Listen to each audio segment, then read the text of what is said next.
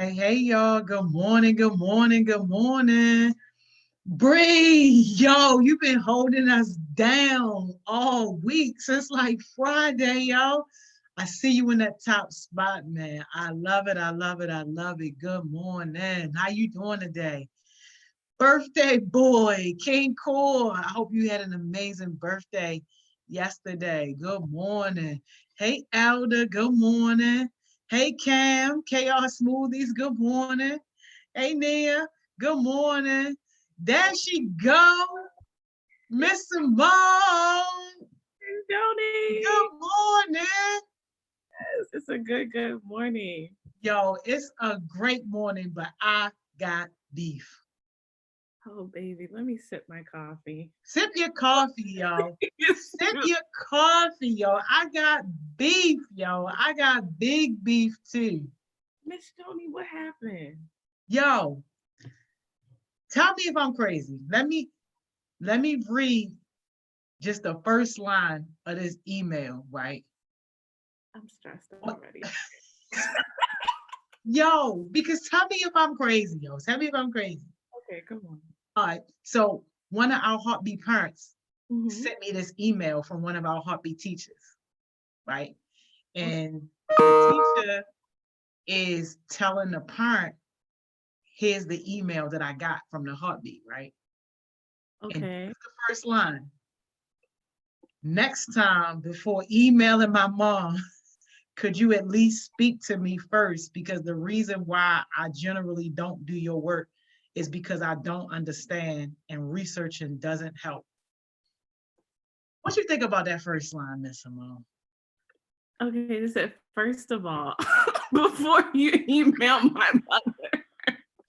Oh, y'all be so saucy. I love it. I'm sorry. Like, yo, That is not. We gotta go back to the professional communication email, baby. didn't we just do that? When was that, Miss Simone? Was that Monday or Friday? Yeah, we did it in the very beginning, and then I think it was like 2 weeks ago or a week ago, and on a Monday or it was And, Friday. It was a Friday. and then you had like a part two or something like that where we was talking. Yo, am I crazy to expect that that should have been just a little more professional? I'm not going to say there's nothing wrong with the content because even when I talk to the parent, I say, yo, I completely understand the content. You don't understand something, something is frustrating, but like, yo, you a leader now, yo. No. And y'all, oh, hopefully we can get into this today, but there's a little phrase that says you win more bees with honey than vinegar. So Yes. you're trying to get your point across or get something done, you can't come on full throttle at first. If you come to a fight with all your stuff out, they already know you're ready. You don't even get the best attack is a sneak attack. Okay, Yo, right? this is going bad, but still, y'all know don't violence is not the answer. But I'm just saying you have to address people appropriate. If you want something from them, um, be professional. You can still get your point across without being so spicy. Yo, you gotta be, yo. If anybody has any recommendations on how that email could have started, please let me know. And my beef is with Lene. She better be in here today. Oh, Exactly, yo. Lene, who took point lead on the mayoral candidate form that we did. She did a bunch of the planning. She created a bunch of the questions for the mayoral candidates. She asked a lot of the questions. Renee, you know Like, that.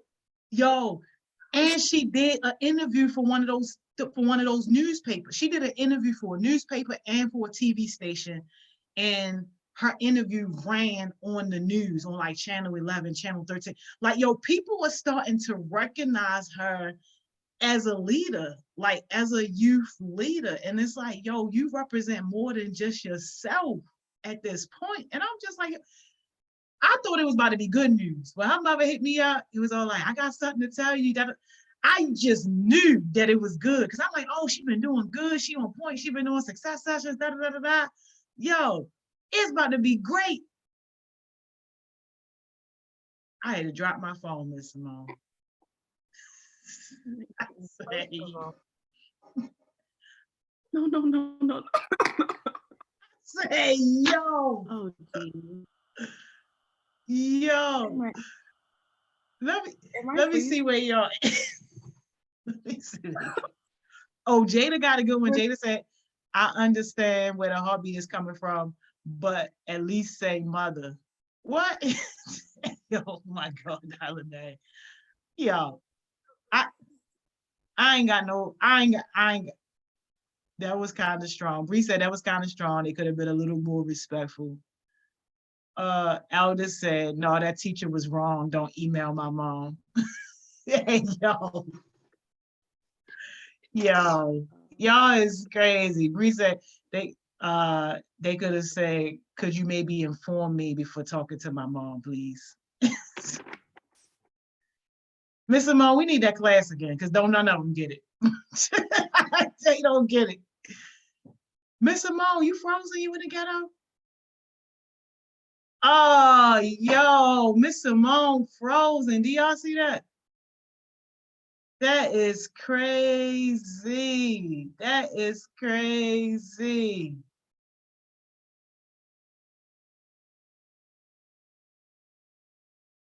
Oh, Miss Simone, come back to us. This ain't good, y'all. We got to send all of the Wi-Fi guards to Miss Simone immediately. All of Verizon angels get to her immediately. T-Mobile, if you're listening. Boost, if you're listening. Tap on our sister, Miss Simone, right now, yo. Please bring her back. We need her. Get her Wi-Fi out of the ghetto. Just pull her out of the ghetto. Please send as many disciples to her right now as needed to help her. Please.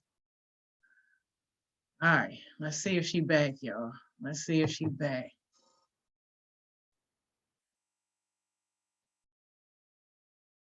Hey, Lene, good morning, good morning. I'm glad you're on here. Miss Simone, we called all the prayer warriors. Yo. On my way. The devil is trying to take me. I know I should have worn my hoops today. Trying to take you out, yo. Take you out of here, yo. We had to get everybody on you, man. It worked. It was shaky at first, like the whole Wi-Fi cut off, but something must have clicked when y'all said the prayer. Oh yeah, we sent everybody. We even called on Boost disciples. It was like, everybody, pull her out, pull her out. Please, Jesus. Yeah. Oh my goodness. Isis said, I would have said, recently, I have not been understanding the work you have been assigning. In the future, it would be more helpful to contact me directly in regard to your assignments. Oh, I like that. Miss Simone, are you frozen again? Y'all. Miss Simone, come out the ghetto. Oh, oh my gosh, Miss Simone. Oh man, they doing you dirty, Miss Simone. They screenshotting your face and everything. Oh man, why y'all do my girl like that? Yo. Oh my gosh. Miss Simone, can you hear us? Ah, this is terrible, y'all. This is terrible. This is terrible. But yo, while we waiting for Miss Simone, good morning, man. Good morning. Good morning, Keon. Thank you for the call last night, Keon. Y'all know Keon called me, man. Just called me. We was just tripping. So nice to talk to you, Keon. The Booski Show. Good morning. There she go. Oh my gosh, Miss Simone. Oh, you can't scare us like that. No, you know, I would have been up outside on the roof before I don't do a success. Yo, I'm gonna get it. Yo, They doing you real dirty, taking screenshots of your frozen, yo. Oh, Miss Simone, you frozen again, yo. Oh, oh my God. Miss Simone, come back. Oh my. You back? Yeah. Okay, good. Yo, I need the Lord defibrillator for your thing so I can shock you. Like, yo. Hello. Hello. This is too much. Yo. Oh my goodness. Oh, Miss Simone, you was unstable. Like, I don't know what. Oh my gosh. Oh my gosh. Yo, don't screenshot my girl, yo. Yo, Miss Simone. Oh, oh my gosh. Bree, good morning. Poet, good morning. Summer, good morning. Jada, good morning. Make sure you check your email, Jada. You blowing up, shorty. Breezy Breeze, good morning. Hey, John, good morning. Hey, Ma, good morning. Isis, good morning. Jamira, what's up? Good morning. Hey, Ari, good morning. Kamaya Success Sessions, what's up? Good morning. Hey, Kay, good morning. Yo, Miss Simone, yo, Miss Simone.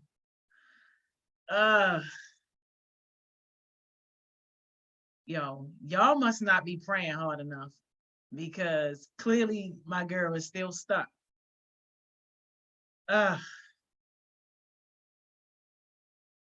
This is crazy. This is crazy. Miss Simone, let me try and match your fly.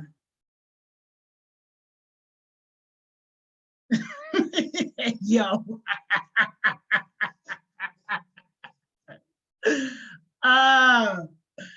Hey, yo. Yo, I can't, yo. I cannot, yo. I cannot. This is terrible, y'all. Yo. Hey, yo, Chaos Movies. Why you send me this on my girl, yo? Leave my girl alone, yo. Come on, Miss Simone, pull through. We need you, yo. We need you. Hey, Neil, why you do this to my girl, yo? Yo, stop sending me these screenshots, yo. Y'all gonna make me pass out over here. Yo, this is crazy, yo. This is crazy.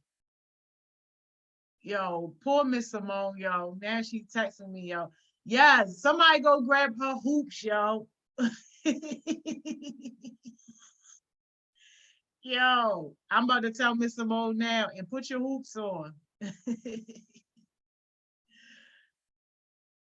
Yo, this is crazy, yo. Oh man.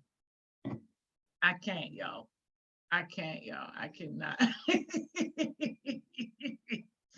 Yo. All right, Miss Simone. I'm hoping that it's all good now. We need you.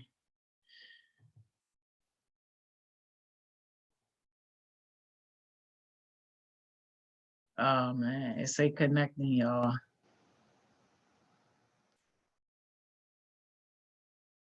Hey, Ma General, good morning. Oh man, now it don't say nothing. Y'all, the devil is busy.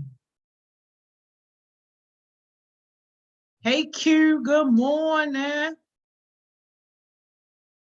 This is terrible, y'all.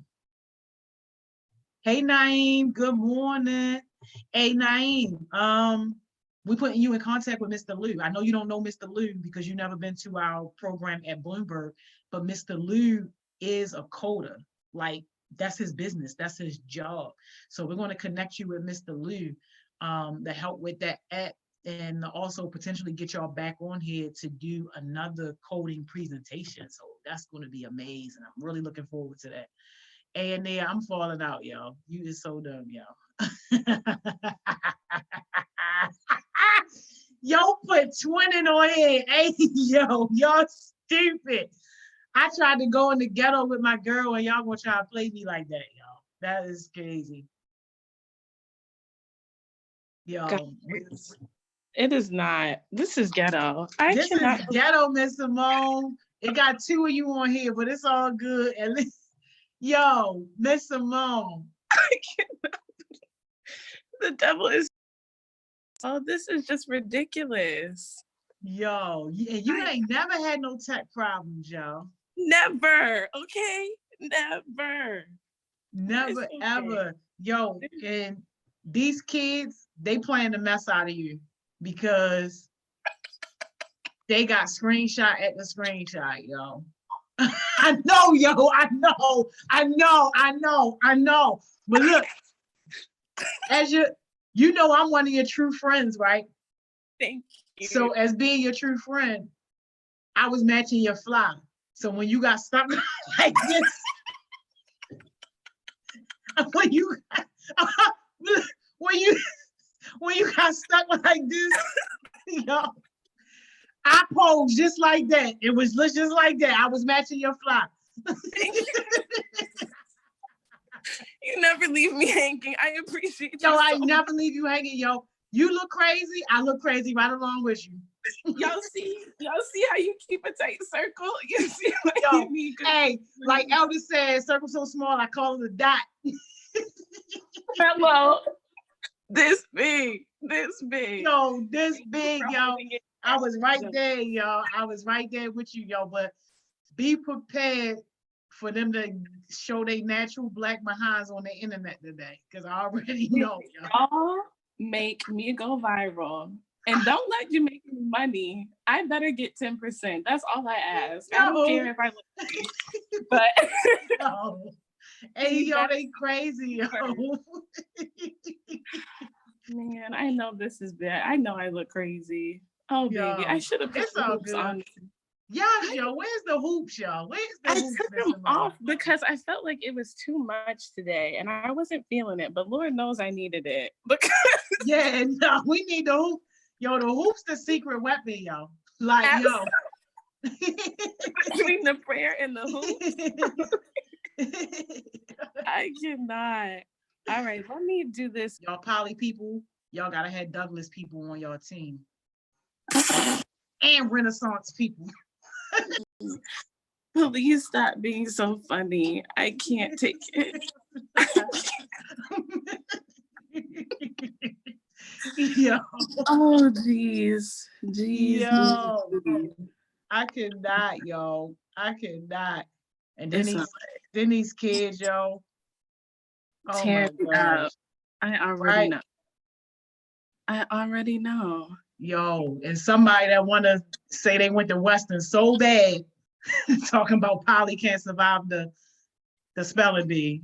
Like, yo, how? Do you see the work they doing? The geometry and all that crap and writing essays and stuff? Yo, I don't even get into that, but they gonna survive, trust me. We're gonna make it work. Can y'all see this? Yes, we can see it. Part 2. Thank the Lord. Thank you, Jesus. Oh man, this is just ghetto. I'm so sorry, guys, but it's okay. We're gonna persist. Miss Simone, even Q trying to play you. She talking about, did anybody get the one where her mouth was wide open? Hey, yo, I cannot, yo. Where is the loyalty? It's not, yo, Chris Brown told you, these heartbeats ain't loyal. This is just so nobody called my phone today. I need a minute. And I need to see all of these. Oh wait, are you still there? Hello? Yeah, we here. Don't leave us, Miss Simone. Don't leave us, y'all. Don't leave us. We're gonna need a new Tuesday. What's the day? Wednesday? We're gonna need a new Wednesday. Somebody restart. Somebody hit refresh on this Wednesday. We need a new Wednesday. Just try again. Just try again. Shut it all down. Let me say a quick prayer so I can get myself together because this is a mess. Whew. Wait, can y'all see me? Yeah, they can see you. Oh, crap. I thought you could only see the screen. Okay. Can you hear me? Yeah, we can see the screen. Times when stuff like does not go your way, I just try not to take life too seriously. Life is too short. You just laugh, push through, try to get back on your plan as much as possible if you can, um, and just keep it moving. And I picked the positive feedback because I realized yesterday when we were talking about types of feedback, we didn't talk about how it could be both positive and negative. And I realized a lot of the times people don't know how to take compliments either. So, and I think it's because we want to, be appreciative, but we don't want to look cocky or all this stuff. So there was a time where I won an award. Oh, dang it. Can y'all see it now? I'm trying to zoom in. Is that better?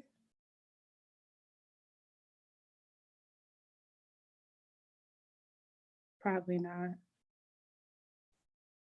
Okay, we're gonna just It should be a little better. I was waiting on them to tell me. no, cancel it. Just cancel the whole thing. Cancel the. We're gonna try again on Friday. Okay. We're gonna try again. Today we're gonna talk about what to do when things don't go your way. Isis had a comment though on your question that you posed. It's a good comment too. She said as far as positive feedback, my girlfriend said she was proud of my report card, and yet it's hard for me to take compliments. Yeah, I can relate to that a lot. Me too. It's weird. You would think, because whenever you get a negative feedback, you'd be ready. Like, huh? Who? What are you saying? But when it's time to like receive compliments and praise, it's also it's like a little awkward and weird, and you're just like, no, it's okay.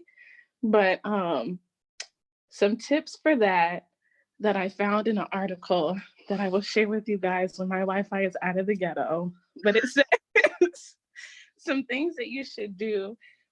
You are given a compliment is the first thing is just say thank you. Because apparently they're like, sometimes people don't even say thank you. They go immediately to like, no, no, no. So first step, just say thank you, appreciate it, and then tell people how it made you feel. Like, thank you, that made my day. Or thank you, that was really nice. Or thank you, that actually means a lot to me. Just something to kind of let people know you appreciate that and it really did something for you that day.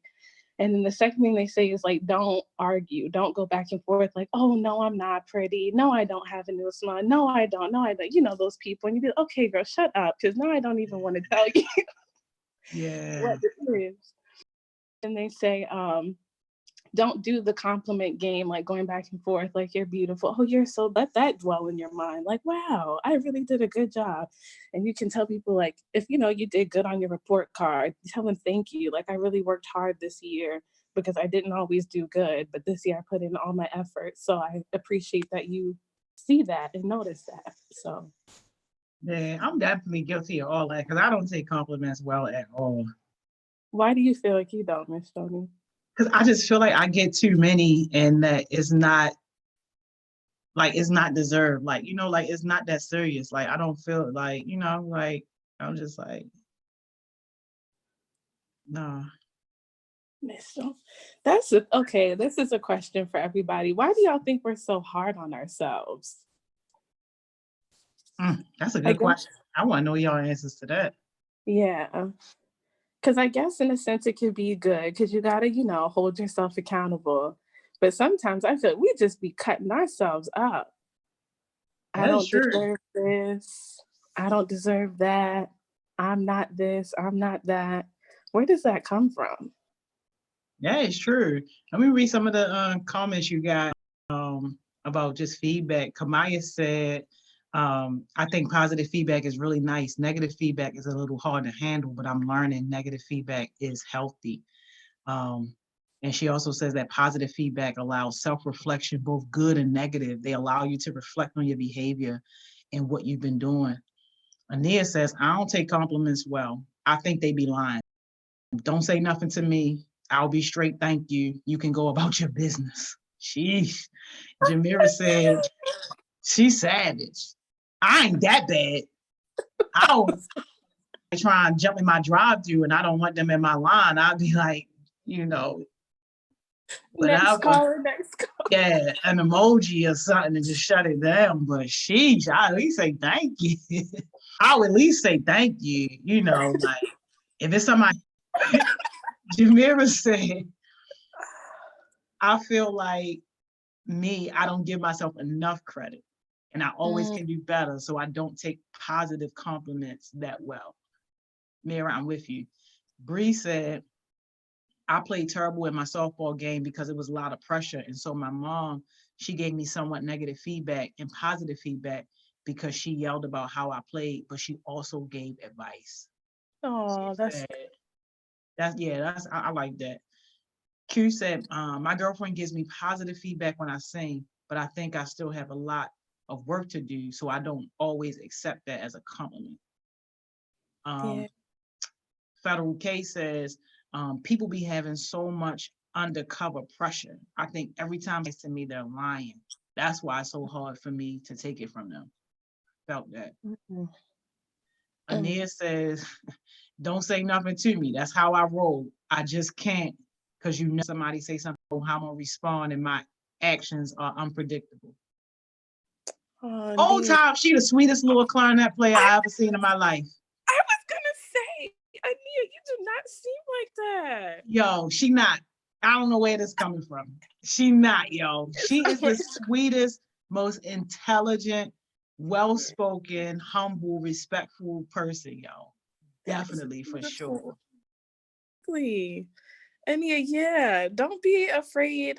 Because people are always gonna say something, but you remember we said yesterday, you drive the car. It's your ship, and you determine how you react to different things. And a lot of the times, like I said, when you can have a little bit like of a softer approach, which I know sometimes might not always work because people like to take advantage of that, which is annoying. But when you know who you are and you stick to that in your character, like Miss Ashley said yesterday, and oh my gosh, her session was powerful. She said, the Lord will fight your battles. He will he will knock those enemies right down, but you still be your beautiful, sweet self. And don't let people make you all bitter, angry, and hard, and they can't tell you nothing because you have stuff to say. Exactly. And Maya said, people say I'm beautiful, but I don't see it. And so I just say, thanks, if you say so. That's great. No. Maya is beautiful. Poet Maya is beautiful. So beautiful. Baby, please stop saying that right now. Throw it away. Got to. Throw those lies away. Got to. Q said, no, Kamaya said, John said, because we aren't in our desired place. Okay.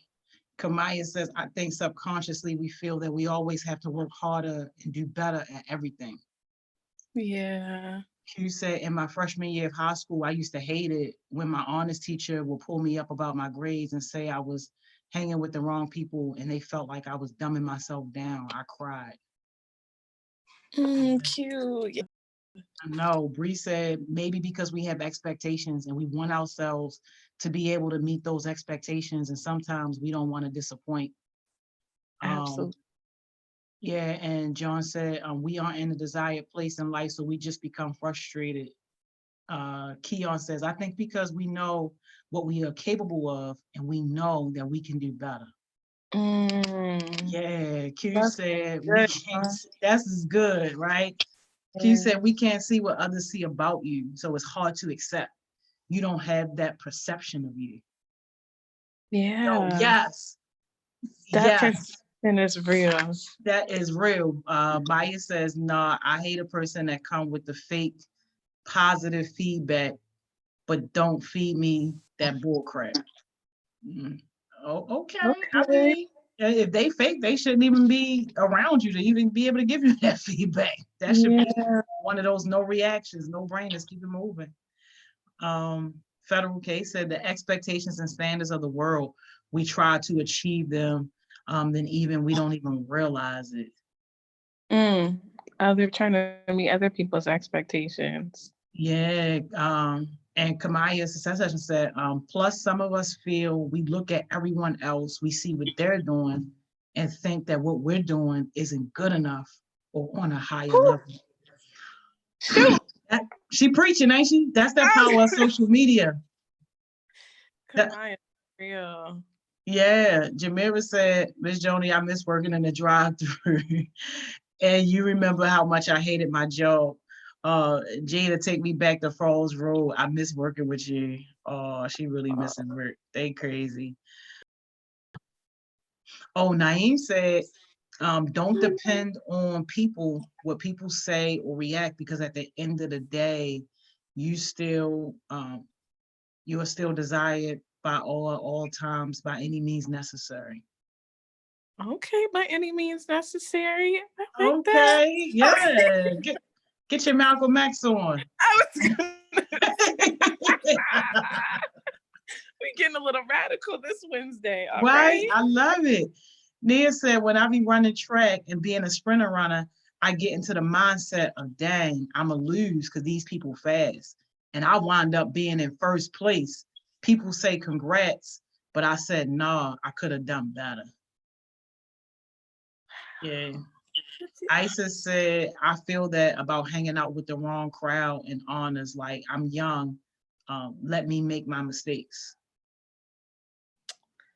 I'm gonna have to disagree. Yo, Can we talk about that for a second? let's talk about that, because that's a battle I gave up on, Miss Simone, a long time ago, because I'm like, you know what?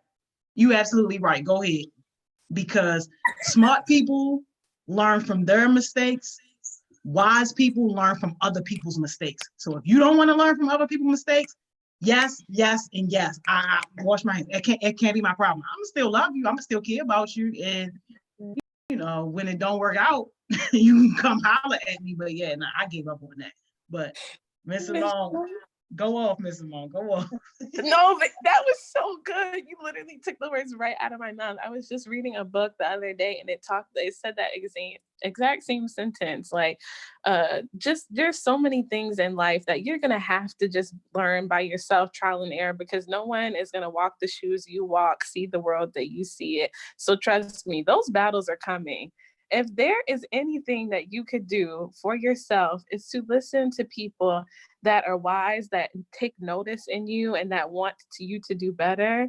And like listen to them, because I know it seems like crazy and like annoying because you're young, but y'all really are the future. You have so much power that if you can like hone in on this now, you will be so great. Don't waste your time with the wrong people and the wrong thing. The flow, go with the crowd type people. Even though I've never met Isis in person, just what I know about her from interacting with her here, I wouldn't even have those concerns about her, because like, yo, she already got her head on right.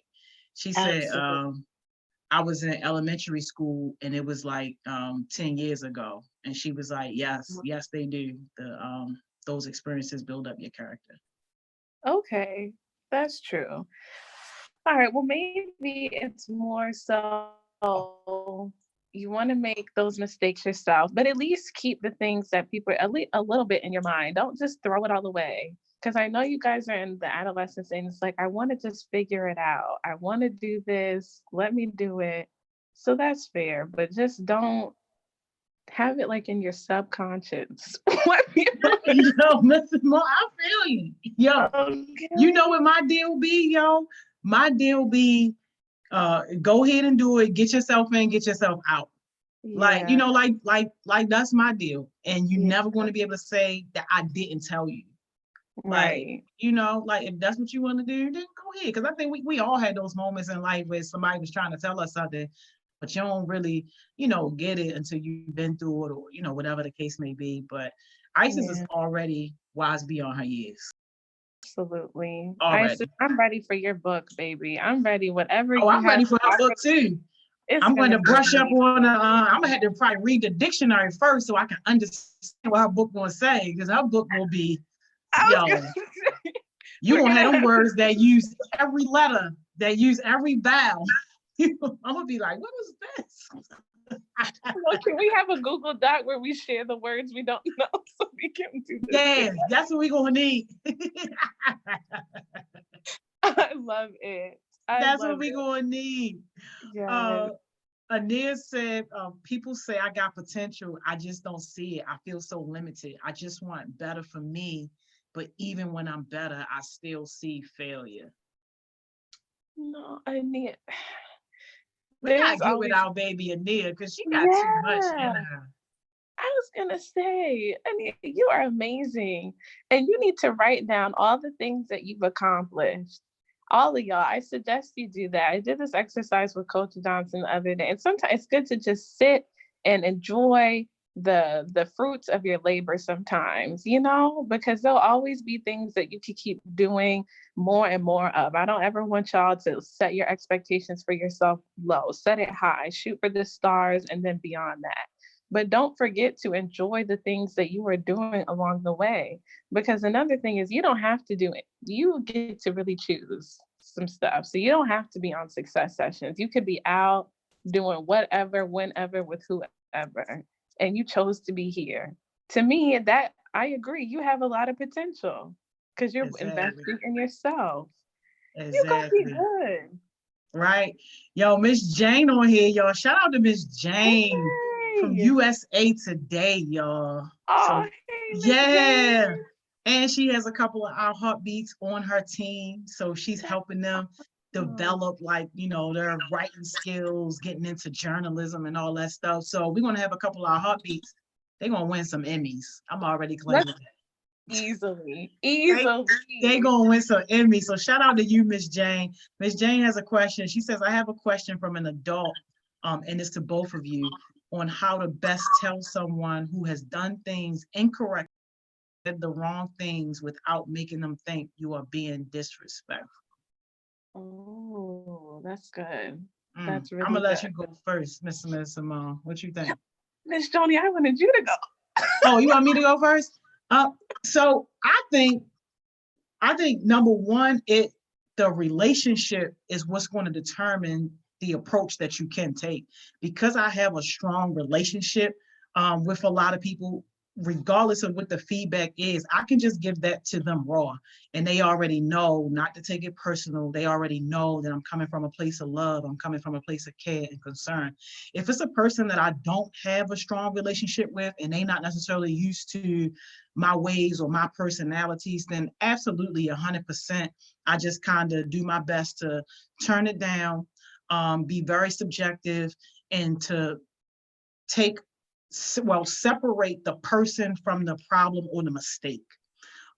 Definitely throw some positives in there. Hey, I love how you did this, or thank you so much for always being on time. I appreciate you being reliable. But check this out about this situation. We noticed such, or I noticed 1, 2, 3, 4, and just really being honest with the person. In my experience, I found that people value honesty, they value authenticity, and they value somebody who is genuinely trying to care and help them to get better.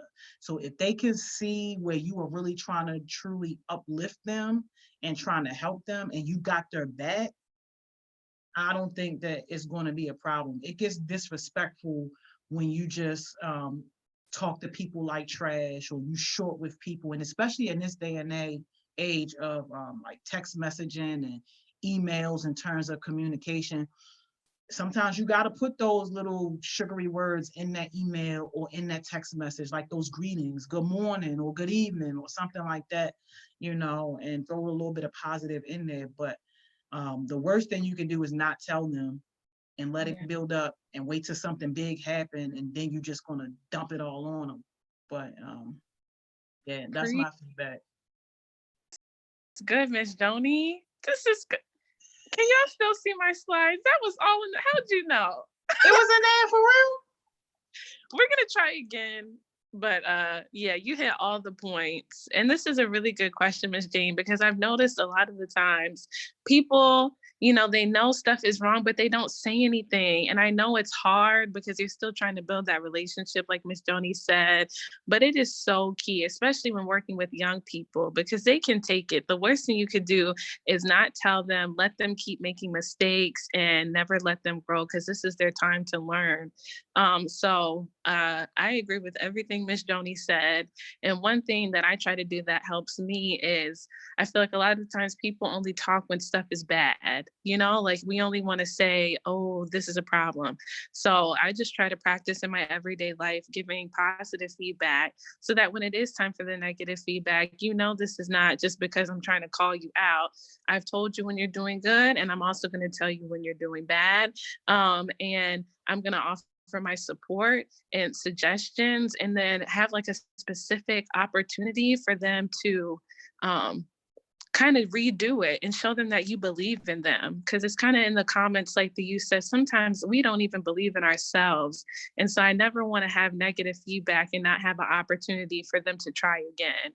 So if it was a time, maybe it was a meeting or a phone call where they said something inappropriate, you address it, tell them these are some things that I would do, but I want you to, figure out what works best for you. And if you need any tips or other advice, I can send you some material.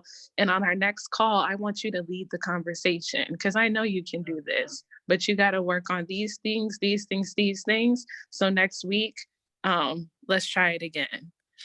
Yeah. So I feel like that kind of line with everything Miss Joni said could really help empower our youth. I love it. Thank you so much, Miss Simone. Hey, Angel, confident cutie. What's up? What's up? Jada says she got an interview today with Allied Universal. Okay, Jada, Yes. Jay. Yo, Jada winning, yo. And I referred her to be to do the youth guest spot for the JHU, the John Hopkins blog spot. That's wonderful, Jada. Yeah. Good girl. Yeah. So she's really showing up. Poet talking about I can't help it. She's at my table in class. I don't show that it bothers me, so she can't see that she gets to me. Poet, you got to stop giving people so much power over you, baby. Nobody should be getting to you, yo. Nobody should be getting to you. Take their power away. They should not be able to get to you and make you feel no type of way. Remember who and whose you are. Exactly. That, y'all. Exactly. She said, I'm just glad I know how to work with people I don't like and still be productive and to keep school friends in school and not in my personal life. Yeah, I love that. Absolutely. Because that's how it is on the job site. Yeah. You get out there in the real world for real. You're going to learn how to still be productive with people you don't like. I love it. Amaya Murillo said, I think it's our own insecurity that keeps us from accepting the good and positive things projected on us. That's good, Amaya. Really good. That's really good. I wish everyone, because we all have insecurities. I don't remember who said it, because y'all just been preaching all day. It's been good in the comments. But like you said, oh man, now I forgot. Okay, but pretty much that, pretty much that we are all feeling like we could do better. Oh, we don't see what other people see in us. And I always wonder how we fix that. I'm like, can we tell ourselves enough affirmations? Like, it blows my mind when y'all get up here and say you're not beautiful or you're not smart. And I'm like, are you kidding? I see it so much. You walk through a room and my face lights up. So we gotta, if anyone can crack the code on that, y'all make millions, because we're all facing our own insecurities. Yeah, that is so true. Angel got an interesting comment. She said, even though I have a small circle, I still do things by myself and I don't worry about making friends. That's good. You sound like I'm my own best friend. Me, myself, and I. Right. And that's all. Said she only got 3 friends in her inner circle. So it don't hurt nothing if she lose them or whatever. That is good. Yes, really, like, I barely talk to people. Hey, yo. And I Mr. guess, Mom. uh-huh. Oh, go ahead. Tell me, because Oh, they geez. cutting up. Oh, geez. I'm gonna forget what I'm gonna say. No, say what you But got to say. We need to hear. I want y'all to think quality over quantity too, in a sense, because I don't want y'all to get in it like it's me against the world and I can't have it. It's about having the right people. And 9 times out of 10, it is going to be small, because finding the right people that work for you is just not everybody and not for everybody. But I will say that a lot of the people that are here in this chat and engaged are good people to surround. So don't feel like you have to just, I only got one friend, quality over quantity, when sometimes you can't get everything from that one person. And then there's some times where you can't even find the stuff yourself. So just still be mindful that when you find spaces like this, you can still reach out and have community.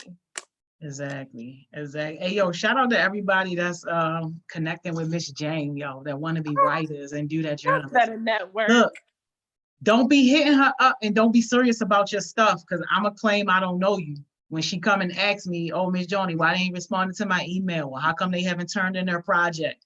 So, Miss Jane, I'm making this very clear. If I didn't give you their name, don't take that as an official referral from me. That's them referring themselves.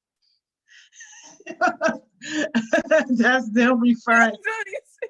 Yo, because my recommendation means something. It means a lot. Yo, my recommendation means something. Yeah. So yeah. Y'all gonna have to be on top of y'all own stuff. Don't holler at me if it's a misassignment or they go MIA. I don't know them. I don't know them. Who? Never heard of them. From where? Don't ring a bell. It sounds a little familiar. No, actually. Hey, Rich Jason, I didn't mean to start recruiting on Simone's session. Yo, recruit away. This is an amazing opportunity for our kids. Like, this is what we teach them to do, to be sociable, to build their networks, and to, be able to gain their own social capital. Yeah, no, they can't be eating off of us forever. This is come here every day to recruit if you want. Yo, we love it. You can come in, bring them out. Yeah, bring them out. Yeah. We want it. So now y'all know, if y'all have friends who are interested in journalism, writing, and all that, Miss Jane is directly from USA Today, yo, a global organization. Tell your friends to get here and be on here connecting with Miss Jane and people like her. Like, no, this is what we do. Those are the kind of not off of my recommendation though. Miss Joni, I love it. Y'all recommending yourself. And that's just that. That's okay. That's why y'all got to put in work so you can start building your own reputation. Let your actions speak for you. Like character development, like Isa said. Exactly. And when y'all take these opportunities, make sure y'all know y'all representing the people coming behind you too. Like, that's why I be so tough on the people who I do recommend for stuff, because when you slip up, it make it look like the rest of Baltimore youth is not responsible. And like, no, we can't have that. Like, you representing an entire generation. Absolutely. I love when you say that, Miss Joni, because it's really easy to get caught up in ourselves. But we can remember that we're working for something greater than us, and there are young baby heartbeats that haven't even heard yet, but they will come to know about HeartSmiles. And when they do, they have doors open for them. It's going to be because y'all helped to pave the way. Exactly. And they kept the door open. Yo, Miss Jane just said something very good, Miss Simone. You're going to love it. She said, tell them to start self-branding themselves on social media. Oh, crap, Miss Joni. My Wi-Fi is messing up. Say it one more time. It is. Oh, Miss Jane said to tell them to start self-branding themselves on social media. Ooh, I like that. I like it too, but don't get too excited, Miss Simone, because we still got people putting their middle finger up on social media. We still got people who got a whole business that if you go to their social media, you can't even tell what their business is. Yeah. Yo, we still got crap going on, so don't be too excited. That's again, true. I repeat, I'll send my recommendations. Anybody else that hits you up, yo, that's on them. I love you so much. That's too Um, real though. It's Yo, too it's real. real. It's Yeah. real, Miss Simone, your jewels, man. We done ran out of time. This was fun today, though, even though we I need a do-over. yeah, we're definitely gonna do this again. All the memes, all the laughs. I love y'all. Thank you for bearing with me.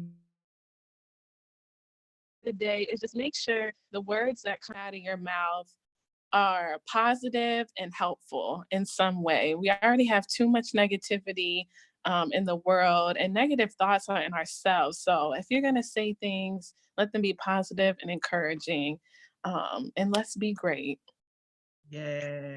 Yeah, we Thank got. you so much, Miss Simone. And thank you for working through these technical issues because too many people would have just said, you know what? Let me just get off. I'll see you again tomorrow. But I love the fact that you still made it work. And really, Yes. despite that, we had a good time. So thank you so, so much. Thank you guys. I love y'all. Have We'll a good see you tomorrow, 10 o'clock. bye, y'all. All right, y'all. We'll be right back at 11 o'clock with our special guest, Miss Crystal and Mr. All right, so I see y'all right back in a few minutes.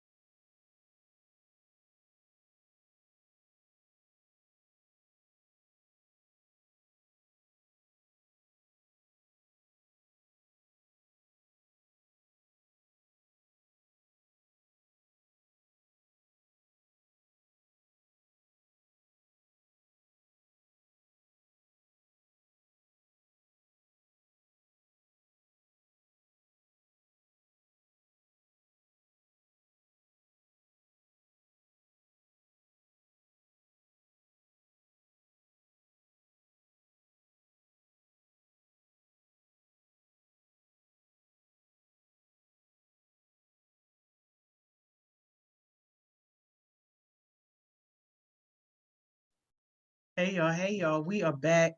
Man, y'all are too funny, y'all. Make sure y'all tag me in all these memes and make sure y'all tag Miss Simone too. Y'all are crazy. All right, let's get our guests on here, y'all. Let's get this thing popping for our guest feature. Super excited to talk to them.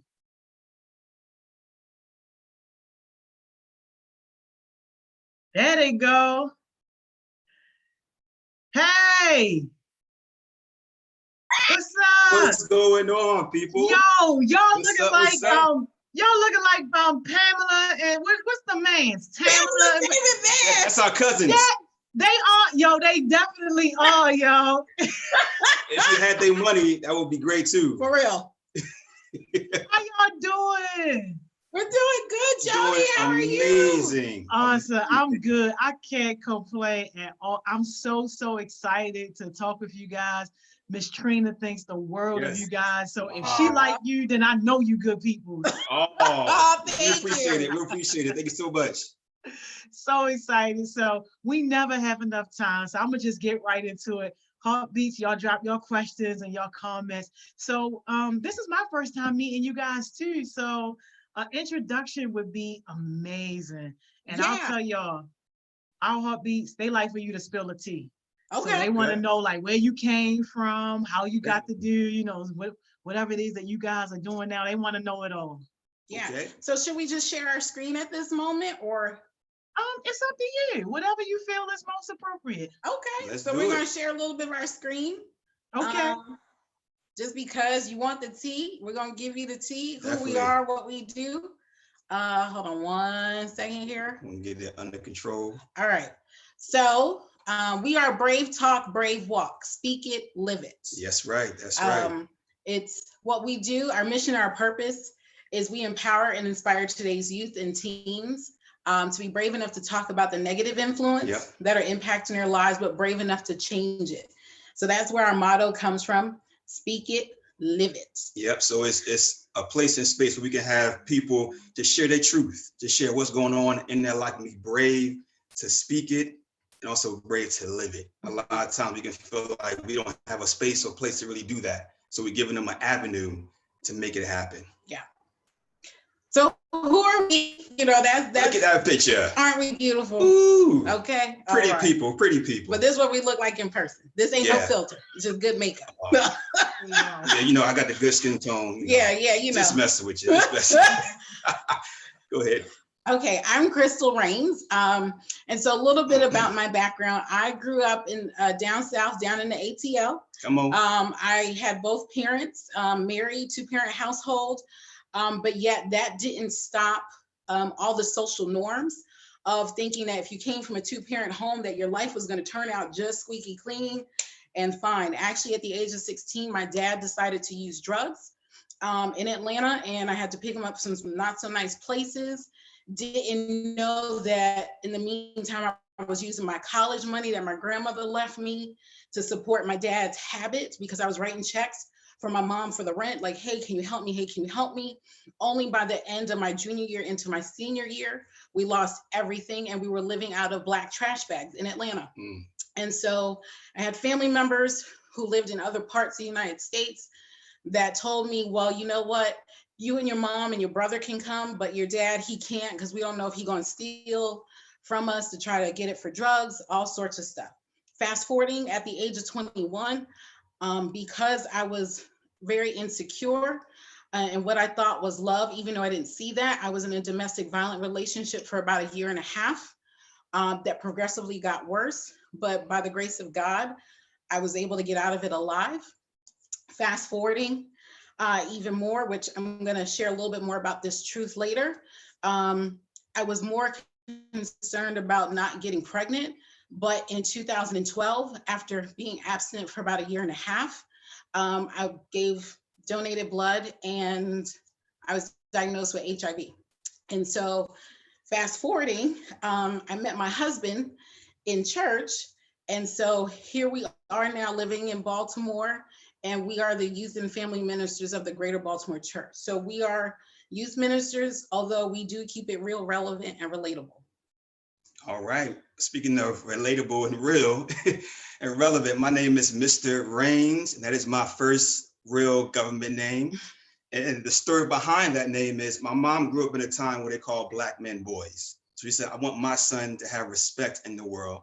So I'm gonna call him Mr. and I'm gonna spell the name out. And when I was born, the nurse said, you wanna call him what? She said, Mr. Mister. But growing up, I used my middle name, which was Leonard. Had no clue that my first name was Mr. until I was 15 years old. I began to work. And I asked my mom, I said, who is Mr.? So she told me the story. I said, okay, well, how come you didn't have me use that name growing up? And she said, because I want you to grow into your name. I said, ooh, okay, Mom, okay. But as I got older, I realized the importance of my name and started really using it in my late 20s. But grew up in a 2-parent household until about maybe like 4th grade. And then my mom and dad kind of split up. So I was pretty much raised by a single parent, me and my sister, seeing drug abuse, seeing violence, physical abuse. Me and my sister had problems with each other and ended up getting in fights. And, you know, I went to jail for my anger. That's one of my truths. But really understanding what it means to be a Black man in America. It was real. I was told I wasn't good enough. I was told that I'm never going to make it, but I had to be determined. As I got older, I've been through relationships and things happen. You know, people died with cancer that I was really close to, but it wasn't until I found God that I realized my purpose. I realized my passion, and I realized the path that God had me on. Met my wife, we became friends, and it's like at the time we didn't really like each other. Not saying we were like butting heads, but we were really cool friends. Yeah. But God revealed to me the beauty that she is. And he said, this is going to be your girlfriend and soon to be wife. So when I decided to ask my girlfriend, it was incredible. And then to be my wife, it was amazing. And I love being in a partnership with this woman, my best friend, the love of my life.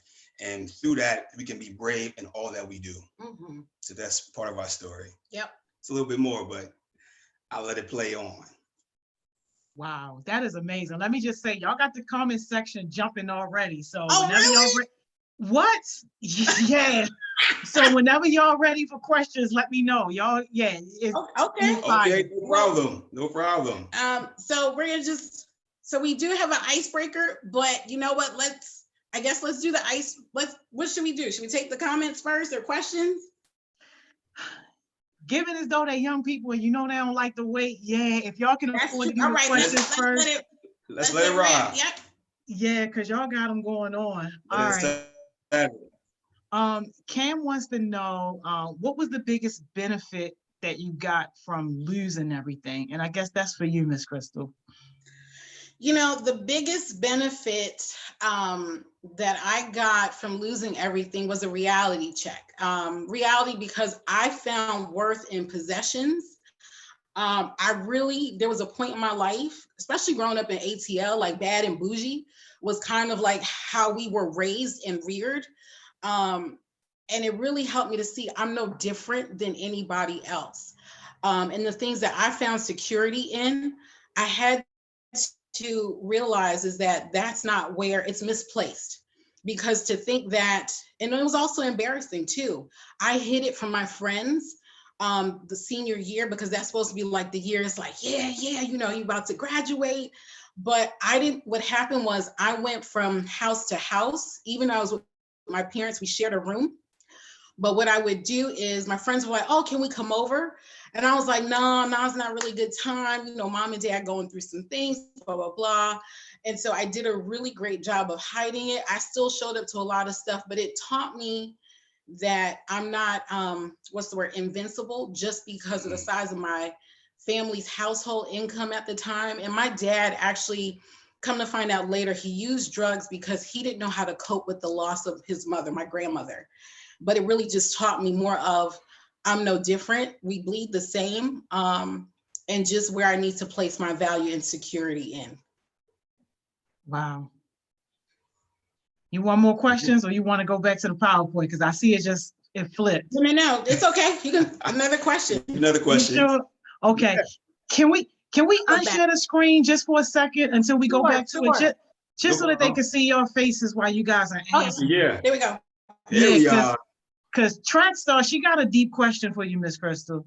She says, how were you able to leave your domestic violence relationship? Good question.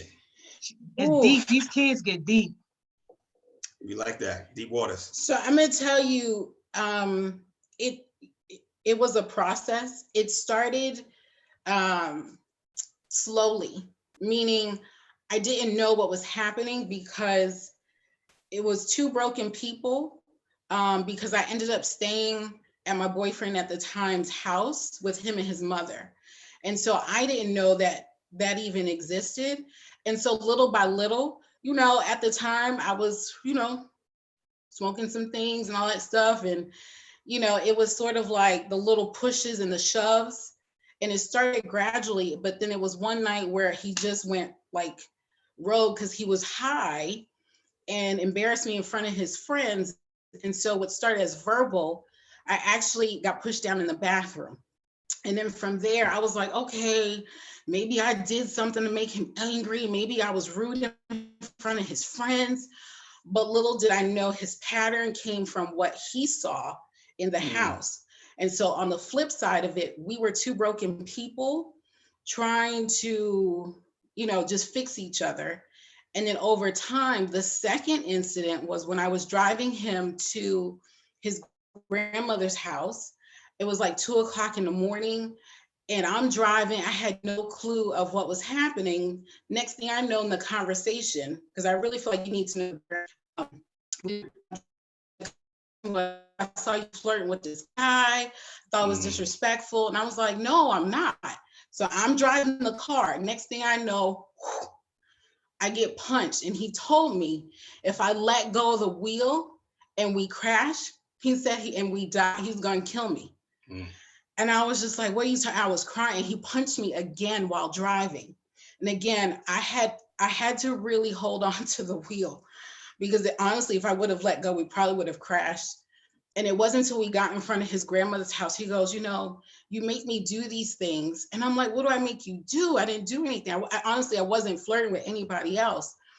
And so I realized, I was like, okay, we need to take a break. But because I was so insecure, I didn't even tell my parents. We actually, at this point, were able to get back on our feet, and we had an apartment at this point. But then what happened was his family lost their place. So we were in love, or what I thought was love. Oh yeah, you can come and stay with us now. And so what happened was, my parents were very loose in a lot of things as far as their convictions growing up as a Southern, quote unquote girl. But what happened was, even around the house when my parents would go, he would grab on me, pull on me. And I was just like, well, what can I do? Because now he's staying with us. And so the cycle continued. And I remember just praying, asking God, I need a way out. So we parted in space for a little bit, maybe about 3 months. And then it was my big birthday coming up, and my friends were like, let's have a hotel party. And I'm like, all right, cool. So I call myself reconciling. They had a room, I had a room, all this other stuff, party, party, party. But what happened was that night he came, we had sex, we were doing some things. And so what triggered it, he was like, oh, you were flirting with someone. And I remember that night, because you know how hotel rooms have 2 beds. And so we were sitting on the one furthest away from the door. And so I had braids in my hair at the time. I remember it like it's yesterday. And so what happened was he just all of a sudden grabbed me and all around. I tried to run for the door, but he was a lot stronger than me. So he dragged me, because hotel rooms have a desk. So door all on top of the desk. He poured beverages on top of me, hit me with a bottle. I tried my hardest to get to the bathroom, because that was the only way door that had a lock inside the room. And so he just kept hitting me. And he's like, why do you make me do these things?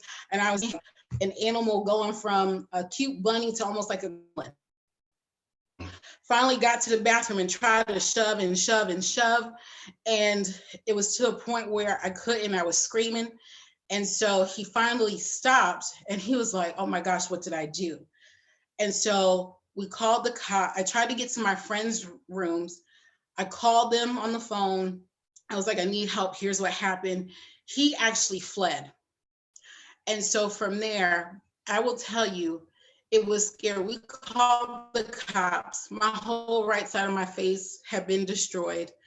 And the cops were like, do you want to press charges?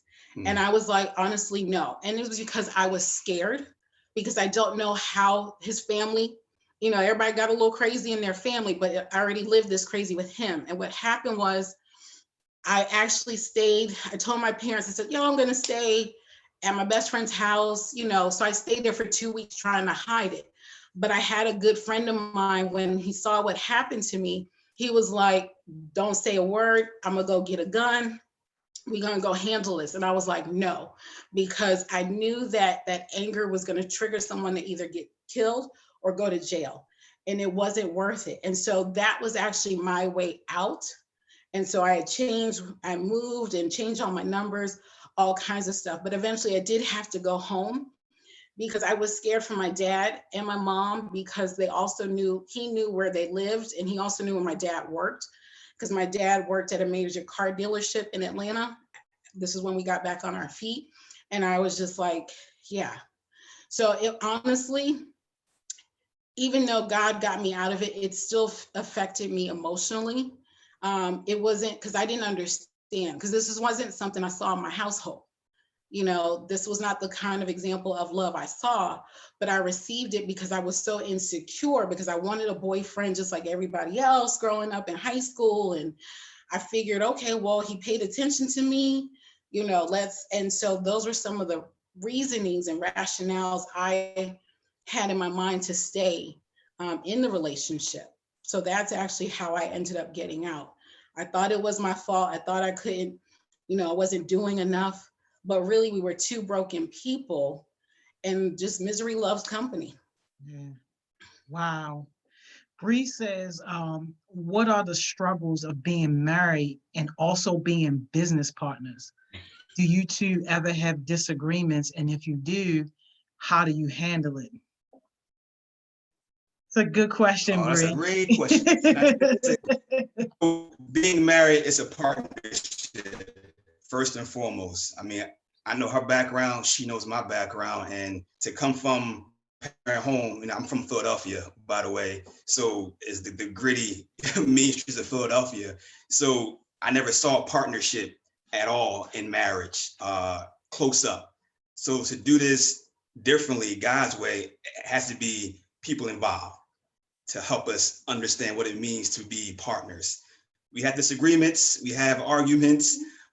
We don't throw things, we don't break things, we don't curse at all. You know, at times you kind of want to do it, it's like, oh, but it's, you know what, let's hold each other's hands and let's be real about what's going on in our lives. So we do this and we say, what's on your mind?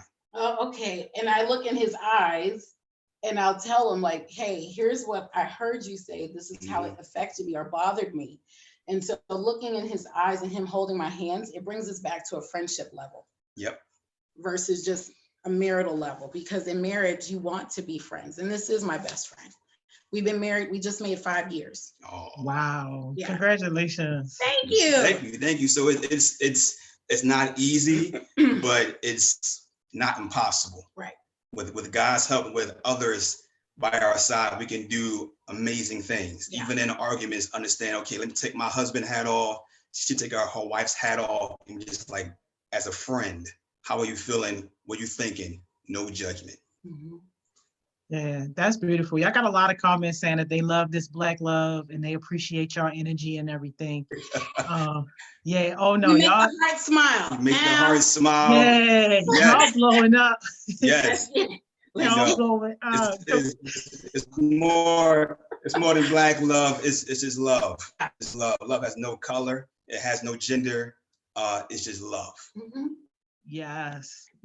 Kamaya says, how do you guys balance your business and your marriage? That's a good question, Kamaya. Yeah. Great question. You know, especially during times of Rona, is a lot different. Rona got us twisted. Rona got us twisted. Yeah. But quite honestly, it's, we even in our, because we live in an apartment, we have separation of, because like right now where we're standing, so we're standing in our, where our table is, but just over on the other side is the living room. So we even have like little boundaries where we say, okay, over on this side, this is the work side where the table is, but over where the couch and the TV are, that's non-business. We don't have any business conversation or anything over there, because what we were finding out, especially during Rona, everything was happening everywhere. There were no boundaries. And so it's important for us to set boundaries. Like sometimes we would go until like 11 o'clock at night with appointments. And it's like, whoa, wait a minute, hold on. Crazy. What about us? You know, and so our friendship, because it's our friendship that helps us in our marriage. It's our friendship that helps us even in business to hear each other. I mean, there have been times, and I'll be totally transparent, where I've been critical of my husband, not verbally, but in my thoughts. And I have to remember, we need each other. And how do we really bring each other's and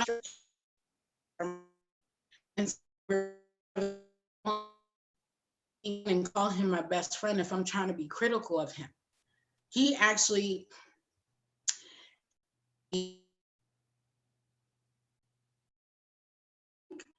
because of stereotypes, more than I have ever achieved. And I'll just say it that way. Being the black ball man in America, you got to accomplish something. Yeah. Yeah. No, something. But definitely understanding that we have to have boundaries, even a day boundary. Like our Mondays is our day where we do no business or little to nothing. Yeah. But even how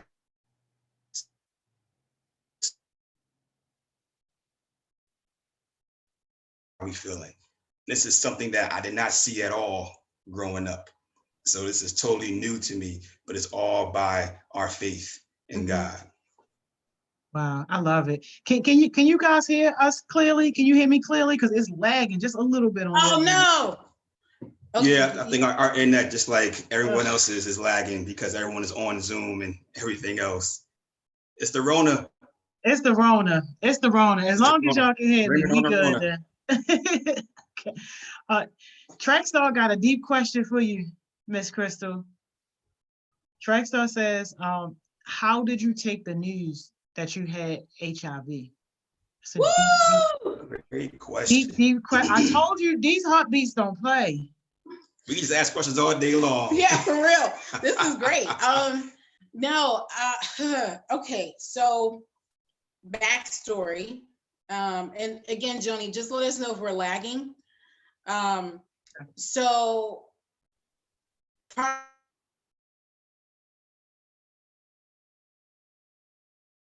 AIDS complications, okay?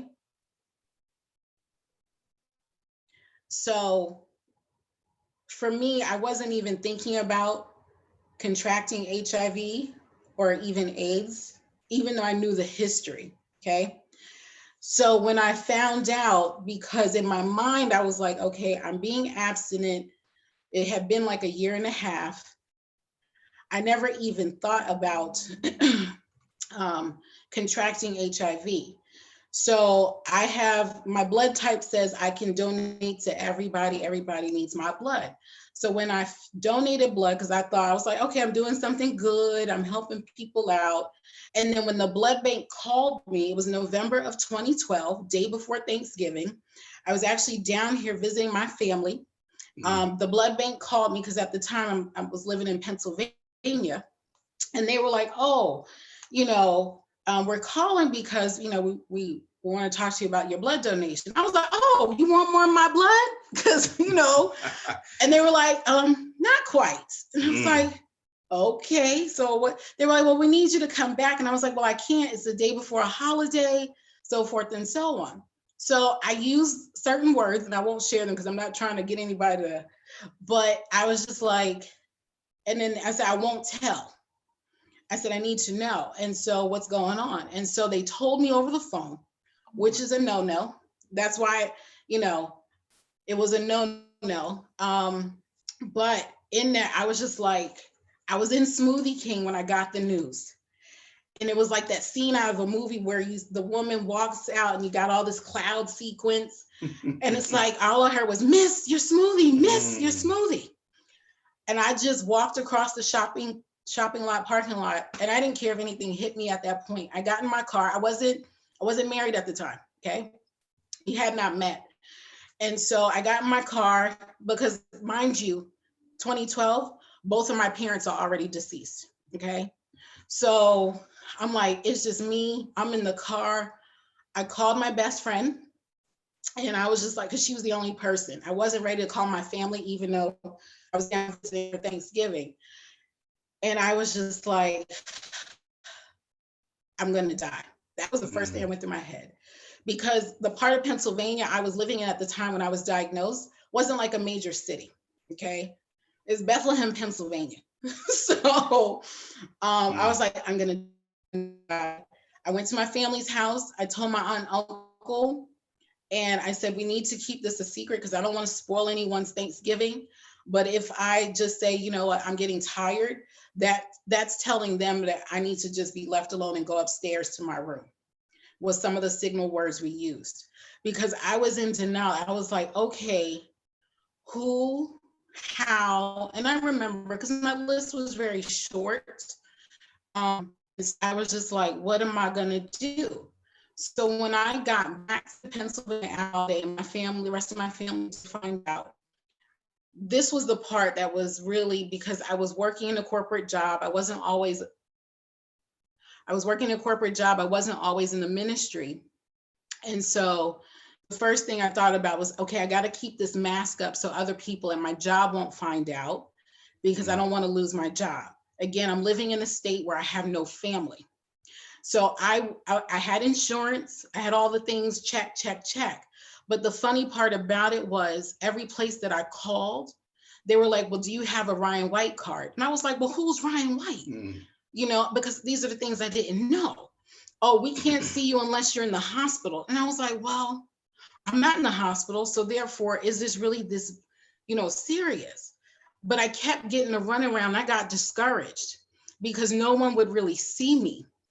And so finally, I had called a friend in New York City who I knew that her and her husband had been positive for some years. And so I was like, I need help. I need direction because I don't know what to do. And I really feel like I'm going to die. And so she was like, okay. And so she gave me advice on questions to ask so that way people won't treat me like a test dummy. And because of the simple fact, as a Black woman, who's heterosexual, it was sort of like, all right, they're going to view me in a certain way. And so she said, you need to be prepared for how people are going to treat you, even as medical professionals. And I was like, what you talking about? I'm going to the doctor. I got insurance. I'm good. I ain't going, no offense at the time. I was like, I ain't going to a clinic. This is, blah, blah, blah. Oh no, I got treated so badly. So then finally I found a doctor, and they were like, because she told me all the questions to ask, who had moved there from DC, who's well-versed in treating patients with HIV. I'm like, okay. So even when I went to his office, his staff, it was very interesting because they were like, oh yeah. Because I was like, I don't think I'm ever going to get married. No one's ever going to love me. It's just going to be me and God and all this other stuff. They were like, well, they have cruises for people like you. I was like, what you mean? People like you? People like me. Excuse me? I like African-American cruises. She's like, no, people who are living with HIV. So insensitive. So in my mind, I was like, so of course I hadn't started treating me yet. And I was like, so they just gonna pack us all on a boat and try to kill it. Like it was crazy because I had no idea. And so even some of the things I had learned, because my list was short, November, they gave me a choice of either I could have the CDC call this person, place an anonymous phone call, or if I knew the person, I could actually call myself. And I had prayed about it. And I went back to Maryland, sat with my aunt because I had an idea of who it was. And y'all, all it took was one time without a condom, okay? And so I sat with my aunt, we prayed, I called the person because I was at a point where I just wanted to know. I wasn't even angry. I just felt like I allowed 3 words to give me 3 letters. 3 words meaning I love you, because that means a lot to people. And we throw it around like water. Like, here's a bottle of water, I love you. Here's another bottle, I love you. But it's those 3 words that, in a sense, gave me a false sense of security in this relationship. And this was a totally new relationship that I had been a part of at the time, where he gave me 3 letters that I can never give back, HIV. And so we called, and my aunt, her Jesus hat wasn't on so tight. Mine was a little tighter. So I was like, you got to calm down. I need to find out. So I called, and, he shared, he's like, oh, I have an idea why you called. I was looking at the phone like, you do? And he was just like, yeah, I'm sure you met some guy. He wants to know your history. Like, it was just so smooth, like butter. And I was just like, really, God, is it going to be this easy for me to find out? But what I learned was he knew all along. Wow. And he was paying his hurt forward. He had been divorced when I met him.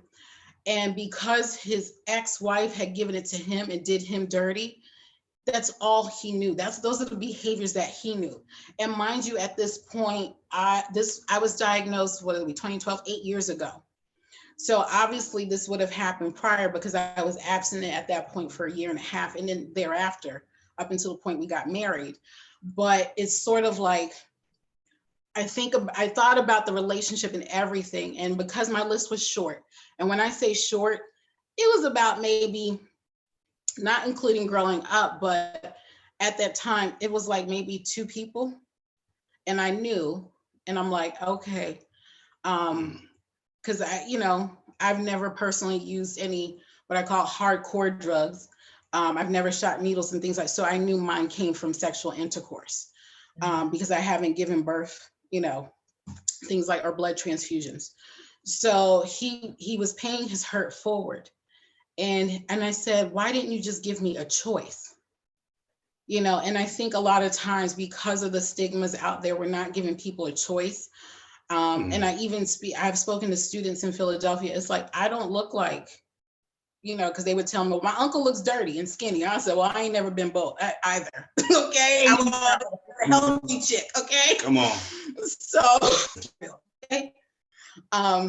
So yeah, and so I was just like, HIV/AIDS has no look to it. People wouldn't look at me and think, oh, well, no.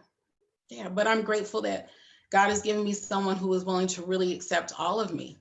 Mr. is HIV negative, because we all have a status, and I'm HIV positive. And so even in the years, because of taking my medication the way I need to, and the medication is hard. I tell people, if you want to go out there and do stuff, at least be protective.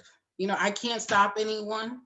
I know, what was my conviction about being abstinent, but if you're going to choose to do it, use a parachute before you jump. But even still, it's understanding that love does hurt, and hurt people. But you got to be the one to say, you know what, I'm willing to forgive. And I've forgiven him, No, I have not been in contact with him, and I really wish him all the best, and, even treatment for himself, because I'm going to tell you, although we don't talk a whole lot about HIV the way we used to, because Rona's taken over even more, but even still, people are afraid to find out what their status is. People know that they have it, but because it's so stigmatized, especially in the African-American community, Black, brown community, it's sort of like we don't talk about it. And people know that they have it. There are people that are dying because they're not able to get into treatment. There's so many things. So yeah, I take it day by day. It's that medicine is real. It is hard. There have been times I have skipped my medication. And I've told my husband, I'm like, look, I just can't be next. And the side effects affect everyone differently. Since I've been diagnosed, I've been on 5 different types of medication. And some of them are a doozy, but they're hard on the body. And it's not fun. So we can go out there and be like YOLO and all this other stuff, but there are consequences if you're not careful. Not necessarily from a disease standpoint, but even from jail or just whatever. Murder is just a lot. So Oh my God. I already can tell y'all now we want to need a part 2 because it's yeah, so, we are. Like Yo, we'll do a presentation. it's so, This All the is time. good. yo, it's so many questions. I know we're not going to have enough time, but I'm going to do my best to get through as many questions as we can. It's all good. Like, It's all good. It's y'all, oh my God, it's on fire. Y'all, I apologize. I'm gonna skip a few questions. I'm coming back up, but I want to ask this one because this one is relevant, and this one is for you, Mr. And a few people asked this same question. They said, "How did you respond to the news of your wife being HIV positive, and what impact has that had on you?" That's a great question. A bunch of people asked that question. Yeah, no, that's a great question. So how do I respond to it? I said we all have our baggage. We all have our demons. You know, my baggage was I lost an ex-girlfriend to cancer, and I was still in love with her until I met God and then met my wife. But it didn't faze me because of my past and my background. I was seeing so much drama and devastation and people doing whatever they want to do and called it love. And I knew that when she told me that, I knew that we were going to be cool and we were going to be tight, we were going to be friends. The impact it has on me is me really switching my mindset around. Like it's going to be different. Like she told me in the beginning, this is what I have. This is who I've been with, not the name, but this is what happened. And inside of me, it wasn't remorse. It was more anger that someone did this to her. It was almost like protecting my sister. It's like, how in the world can someone do this to someone and not tell them? Like this is crazy. And I really want to go find the person.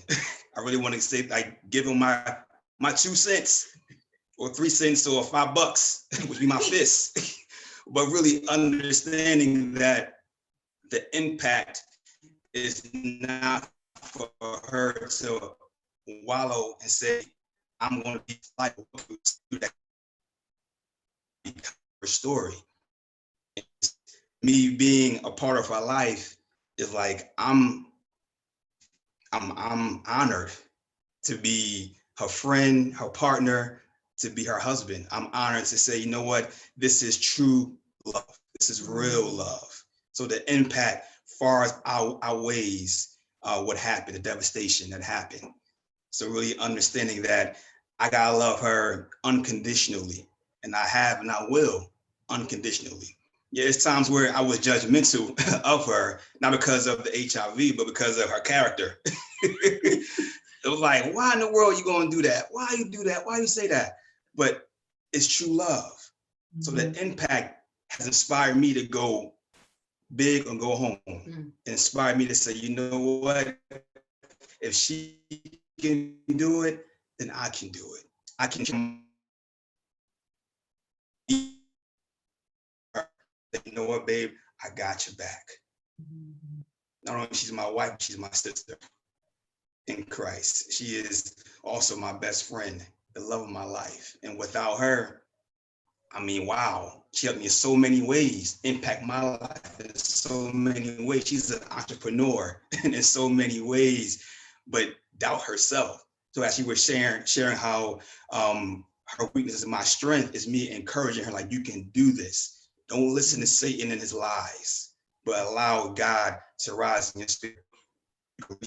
Go beyond the top. We go into the stratosphere. Yes, I love it. I love it. Keon says, what did you learn about yourself from being in that domestic violence relationship? That's a deep question, Keon. Come on, the deep question. I love it. Honestly, I didn't learn it until I got older, and I still wrestle with insecurity.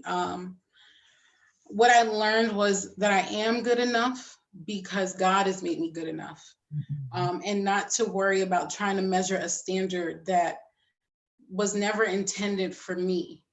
What I also learned was I don't have to accept.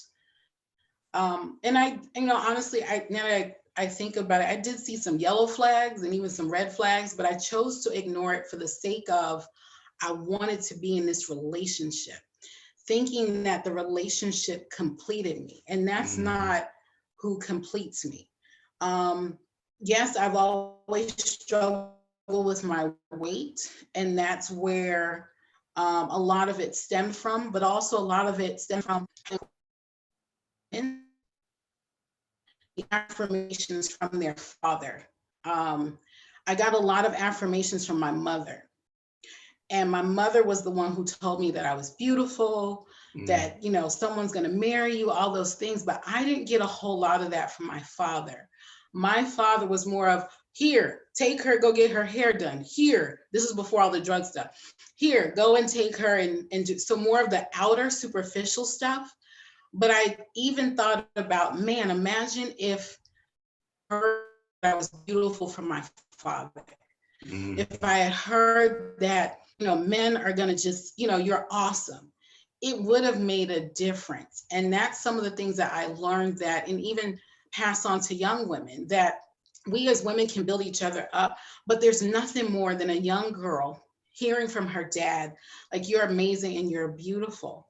Yes. Because it also played a part in the guys I selected when I was younger. It also played a part in how I even saw myself. There was even a point where I would only look in the mirror from the neck down, because I only look at myself down. Blocking my mirror. Uh-oh, am I frozen? Okay. I even had pictures blocking out the parts of the mirror so that way I wouldn't be able to see from the neck down, because I didn't accept who I was created to be, because I've looked at all the standards of beauty. I heard beauty came from my mom and not my dad as a Black man. You know, it really played a part. But as I learned is that I didn't have to accept what he did. And that's not what love is. Love doesn't hurt physically. Like, you know, we're going to say things to each other. Yes. But that beating, there's only one person I know who got beat, and, you know, but it's like, no, that's not the love that was intended. So, but I also learned too that I got to look within. And sometimes these situations happen to look within. And yeah, I could have allowed him to get killed and all this other stuff. Then what? Where I feel redemption? No, because then I would have had someone else's life. Yes, he could have took mine, but that didn't happen. And I'm here because our lives have purpose. And the purpose is even today for us to be here to share all these stories, real stories. These are not fabricated. This is real, you know? No, this is real. And it's so important just for fathers to be in their children's lives. It's so important for fathers to not just sit on a couch and just be there, a body, but to be active in their kids' life. And I really, truly admire my wife just for sharing her truth and sharing that this is what happened, you know, in my life. And for me to understand that and to love her that much more, that much deeper. But to know that fathers matter, mothers matter, families matter. Yeah. It's not just Black lives, but it's lives. Yeah. And being in people's lives, it helps you grow emotionally, mentally, helps you grow leaps and bounds on all levels. So to see where she came, where she is now, that's incredible. And I know she will inspire so many young women and men to be more than their past, but to understand just where you should go and just understand the path that God has for you. Yeah. Absolutely. Naeem says, when you think about all of the challenges that you guys have been through, what would you say was the reason how you were able to overcome those challenges? It's a good question, Naeem. Why we overcome. So I know before we came to be, we were on our own journey. Individually, towards God. And it wasn't just about church. It was about, what does it look like to have a relationship with someone who, to me, there's so many guide me. And honestly,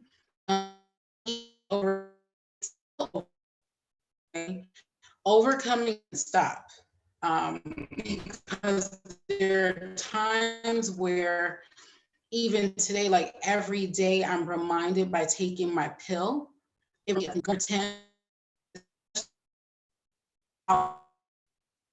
is normal, I look normal to people, but I'm not, because the average individual doesn't know.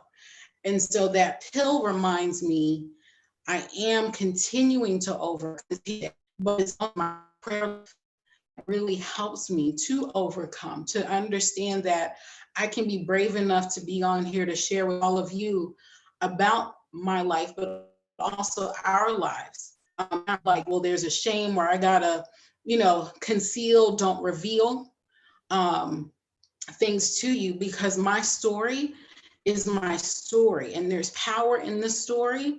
But even overcoming, telling the story helps that as well. So prayer, talking about the testimony, because I don't look as like I've arrived, I'm still overcoming. We're still overcoming, but it's the friendship in our prayer life and where our faith resides that really helps us. But I think you just don't overcome, meaning it's stopped. It's still a daily thing, because again, like a pill, there's times I'm like, oh, I gotta take the medicine, or oh yeah, I gotta go for blood work, or and we don't have children, because yes, people are like, well, you're HIV, you're under, so you can, yes, but there's also a mental part to HIV that's really challenging, or just any trauma that anyone has been, there's a mental block. And so even praying through that, and I do a lot of journaling, but we are looking at adopting. So it's like, okay, who wouldn't want to be with, raise some kids? Who want to be with the range? Right? Yeah, for me, like my wife said, it's always a constant battle to overcome. Like for me, I battle dyslexia. I battle having people tell me that I'm not good enough, or have it in my head from my past that I'm not good enough. Insecurities of either how I talk, how I present myself. Coming from the inner city, we have a certain swag and slang to our language. So when you present yourself, you get the looks like, you said the word right? But just really understanding that I need people around me, along with God, along with prayer. I need people around me. I have strong men around me that I didn't have growing up. My dad, he's a lot of strong men in my life who take care of God's baby. Like I have a village around me. We both have a village around us. So we have people that keeps us accountable of what we're doing, we're not doing, but keep us on the straight and narrow path and say that you are good enough. You are important. We do need you. Because for men, we want to feel needed. We want to feel important, want to feel like someone wants us around and say, I want to see you get to something beyond yourself. But people spoke that life into me. So without them, without God, and without help from my wife, I can't overcome on a daily basis. It still will be me in my own craziness, in my own mind, think I'm not good enough, and really listening to the lies of Satan and not the truth of God. Man, on fire. Y'all, I'm skipping down some of the questions just because we got so many. We got so many, so I'm gonna try to get to some of the questions from people's questions who haven't asked the question yet. So Poet says, how did you know that Mr. was the right one for you?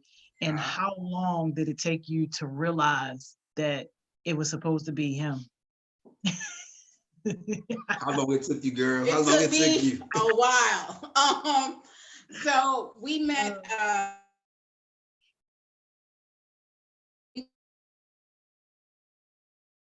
And so, I actually, let's see, I didn't meet him until 2013. And so when we first met, it was at an event called Soul Bowl. It was like a bowling event for people who were single. And so it was fly too. Yeah, it was really cool. But I was very judgmental. I'm gonna tell you, I was very critical of him because I saw him standing there at the end, because we were all, helping to clean up and everything, serving. And I was just like, in my mind, and I said to my friend, I was like, who's that dude over there that ain't helping us clean up? Like, She didn't even know. I didn't know that he was waiting to load the DJ equipment into someone's car, but I automatically assumed. But you know, cool. Him February of 20. And so March, we go out to celebrate for a friend, and it was lunch. And so what happened was we're walking, and I hadn't gotten comfortable yet with talking about living with HIV. So I was like, okay, I'm just going to share with him because I don't like him. I have no interest. So, hey, if he run, he just runs. So I'm going to use him as the test dummy. I was a test dummy. Goodness. So I like that. That's all. Yo. I shared with him, you know, because he was like, oh, so how is it going? So I was like, okay. And I shared with him everything. And that's when he shared with me about losing a girlfriend to cancer. And I was like, wow, okay. And that was kind of it. But then the restaurant that he picked was a diner, which he didn't know, because my dad died in Philly, though we weren't from Philly. That was the restaurant that I actually arranged the funeral services for my father, South Street Diner. And I was like, whoa, like he wouldn't know. And then come to find out years later, the same hospital my dad passed away in Philly was the hospital he was born in. So isn't that crazy? So, yeah. God knew. But I would say I knew, and we were asked to lead some groups together, but I had no interest because, again, I was focused on trying to figure out how to live with HIV. You know, I had my little corporate career thing going on, and I wasn't honestly focused on any guys, meaning I was just focused on me and being better and learning a new area journey of my part of my journey. And so what happened was I got to watch him in action. I got to watch him, how he treated people, especially women. And I got to hear just about, like, he would ask me to pray for his mom and things like that. And, you know, we didn't tell each other our schedules. Like, we were friends, but it wasn't like to the point where you get this piece of me so soon, even as a friend, because I was like, you know, he's not my focus. I had other things I was focusing on. And so from there, we got to just learn more about each other. There were other women at church who were interested in him, and I would hear about it. And I was just like, can you figure out who you like? Because I'm tired of, you know, I would have people come up to me, not in a gossiping way, but people like, oh, I heard you lead with Mr. this group. Can you tell me about him and all this stuff? I was like, well, you can go ask him. Like, I'm not his spokesperson, but that's, we're at a fish fry. Come on, fish fry. And there were some mutual friends of ours that would come up to me and say, like, oh, I hear Mr.'s gonna be here. Can you tell me about him and what he likes? Because I know you lead with him. And I was just like, you know what? We went outside. I said, look, I need you to do me a favor. Either you can, if you're interested in someone, please tell them, because it is frustrating for me. Not because I liked him, but I was literally annoyed. Because I'm like, can they just talk to you versus me? I don't want to be felt like I'm used. But what's that for me? That was most important. Like, I know my man is handsome and looks like Wanye Morris from Boys to Men. Okay, that's my favorite. Hey, yo. But, I'm down on bended knees. That's right. And so, but at the same time, I'm like, looks will fade. You know, it's going whatever. But I really care about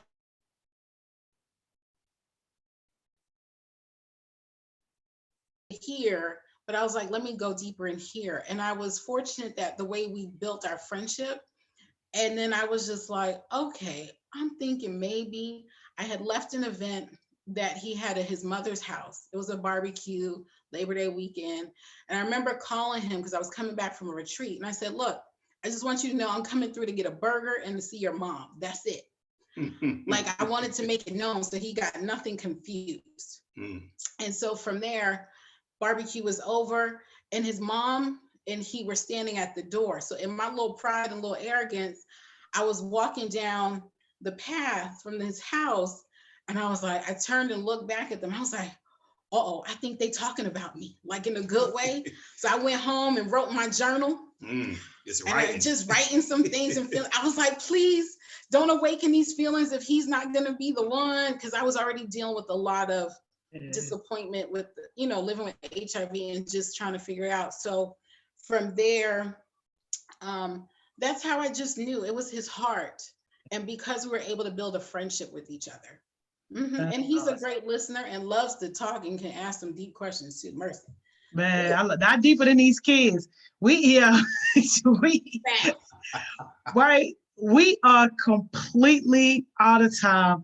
But Oh wow! I know, and it's crazy because there's so many questions. So I thank you in advance, Chaos Smoothies, because she said she's screenshotting some of the chat so that we can get these questions to you guys, and hopefully they can get some answers.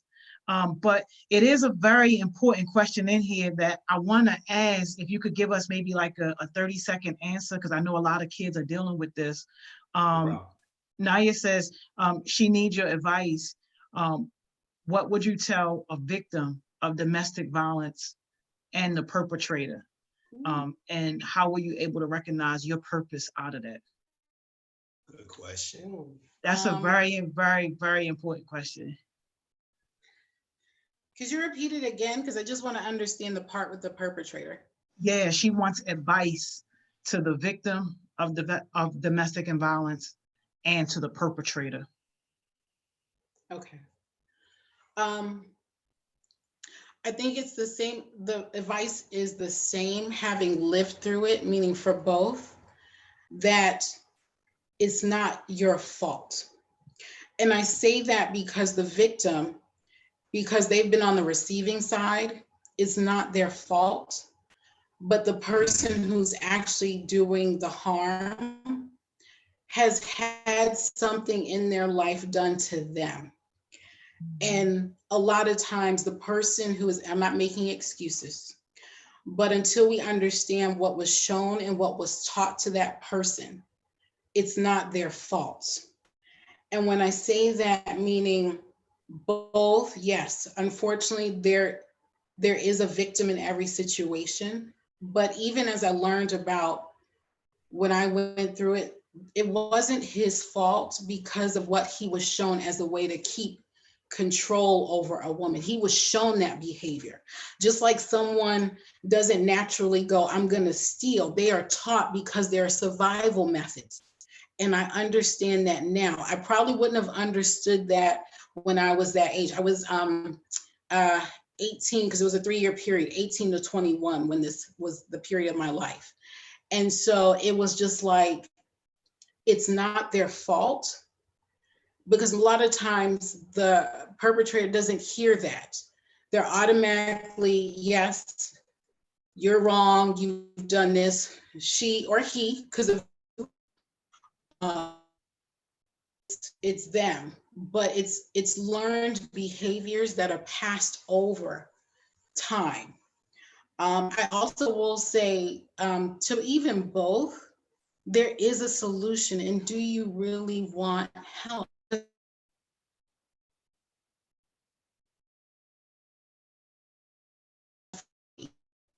That is the case, but everyone's situation is different.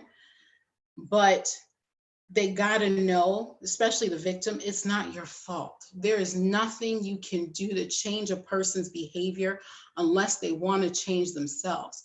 But even that person has to know that there are ways to change if they want to change. But again, it's behavior that is learned. Just like hurt people, they have learned this behavior, whether it be movies, physically being taught, or seeing it in their house as a control method of insecurity. It is learned, but it's also a lesson that comes to the point where some people don't make it. And even if there's children involved, it's a very manipulative behavior, and it's very hard. That is powerful. Thank you so very much. Do you guys have an Instagram? Because they're going to kill me. They like, what's their Instagram? Oh gosh. Okay. What's together or separately? Either way, you drop one, they're going to stalk and find the other. Trust and believe. Okay. They PIs. Yeah, I mean, definitely maybe do one for Brave Yeah, Talk. we'll Brave send Walk. it to you, Definitely. Joni, because Perfect. I have one separately for a different platform, so I don't want to confuse and I the do two. too. So So yes, we'll Perfect. send it to you. So send me the IG that I can share. Yeah, They Definitely. also asking for your email. Can I share the email with them that I have? of course, definitely. Okay, I'll share the email, and they're gonna kill me because everybody in here like invite them to the cookout now. Like y'all officially invited to the cookout. Yes, Cookout, come what's on. the cookout? we don't know yet. They pick who invited though. Oh, okay. Thank you Oh, for inviting us. Appreciate They it. pick who Auntie, invited.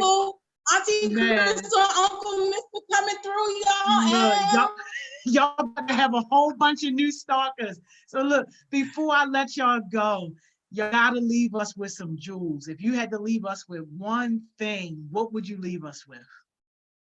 Be brave in all that you do and let no one tell you anything different. Wakanda forever. Hey, we love it. Right. Thank y'all so much. This was a beautiful conversation. You're We will be in welcome. touch. Look for those emails and those Instagram followers because these kids love y'all. Y'all on it. Thank you, Yeah. Mom. Appreciate you. Yeah. Thank y'all so much. Enjoy the rest of your day. Thank you the same. All right. Bye-bye. Later. Such a powerful conversation, y'all. Oh my gosh. They are definitely invited to the cookout. Thank you so much, Chaos Smoothies. I'm going to send you their email so you can send them the list of questions. There she go, right there, Miss Mo. What's up? How you doing? How you doing? I'm good, man. Look, we on fire today. I know. You watched it? No, not from beginning to end, but from I watched the beginning part and then I watched maybe like the last 15 minutes or so. Yeah. Yo, they did amazing, yo. They did amazing. Yeah. So they invited to the cookout. It's all that. Yeah, I saw the cookout invitations. I saw what's that Instagram? What's that Instagram? I know. I'm about to send their email to Chaos Smoothies. Mm-hmm. So whoever want their email address, get it from Chaos Smoothies. And once they drop their Instagram, we'll make sure that Chaos Smoothies share their Instagram too. Absolutely. But yeah. Yeah. This was cool. Yo, look who popped up out the grave, yo. Oh. Stinker. They used to be the Don. Oh my God. Hey Stinker. Hey Stinker. We miss you, girl. Where you been at, yo? We want to see your face, love. Right? Like, yo, I don't like when you disappear like that, yo. Like, I don't like it either. Right? And they can be playing the cookout. She can't plan anything. No, you don't be showing up. Yo, the people that show up gotta plan the cookout. You don't be here. We don't be seeing you. Yo, the cookout is absolutely real. What y'all talking about? We gonna have the music, we gonna have the food, all that. I think we should probably do it where we did our thing last year. Eagle Park. Oh yeah. Yeah. We should do it at Eagle Park. Absolutely. Yeah, get my man DJ 5-Star. Come out there, yo. He's going to kill it. He's gonna murder. It's gonna be real hype because that's the first thing that one of the first things that we do when we out of this. Yeah. Call my man DJ 5-Star. He's gonna kill it. He DJ'd the Martin Lawrence tour. What was that tour? I don't know that comedy tour. Well, it was some comedy tour, but he DJ'd it. Yo, he there the whole time shouting out HeartSmiles. Shut up. I say, yo, that's why I love him. Yay, yo, that is my man, yo. Taylor gonna say I requested DJ J-Rock. Yo, I don't really do that no more. Yo, matter of fact, Taylor, just for you, I'm gonna find an old picture where I really used to DJ with my real equipment and real speakers, and I'm gonna post a throwback picture when I really used to. I be playing, yo. That's gonna be part of the meme contest. That right there. So screenshot that. Exactly. Yo, look at Stinker. Oh, I be here. I just don't speak. How disrespectful. Wow. Why wouldn't you speak to us? Wow. Wow. Okay. Okay. Okay, so we not speaking now. I got you. Okay. Got all your numbers. Okay. Okay. Nigga, just talk, honey. Just No, talk. don't tell her nothing. Don't tell her nothing. I don't speak. You don't speak? Okay. All right. All right.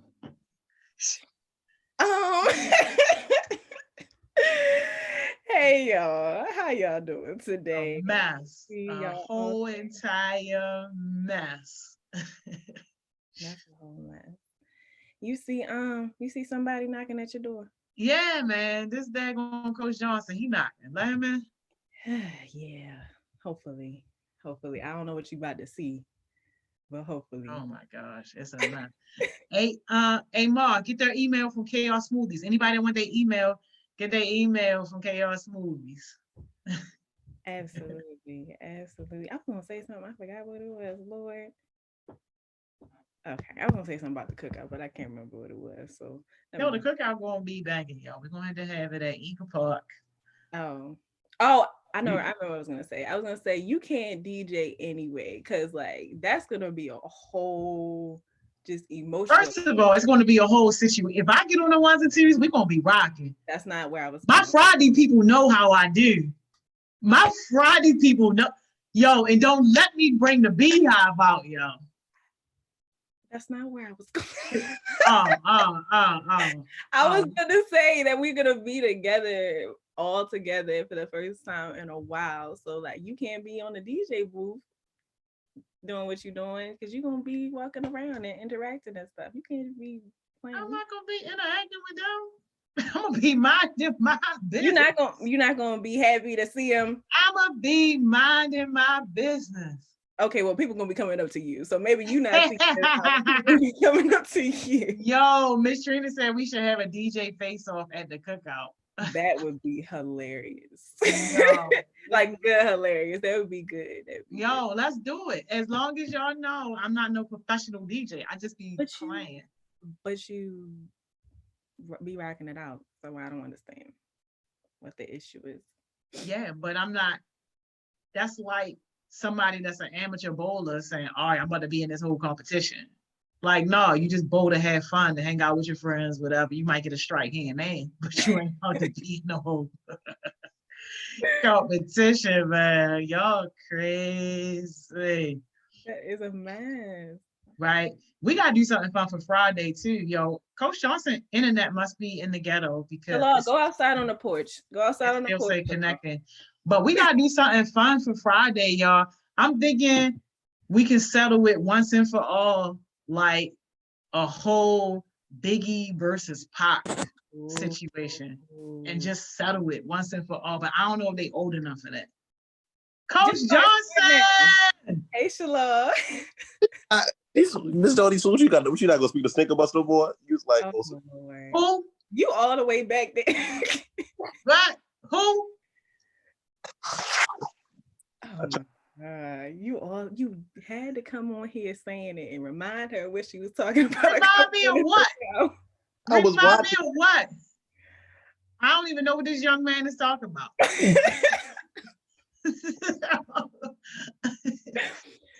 Lord, help me. wow. Hey, yo, see, Taylor just started it. Going to say some Pac over Biggie every day. Wow.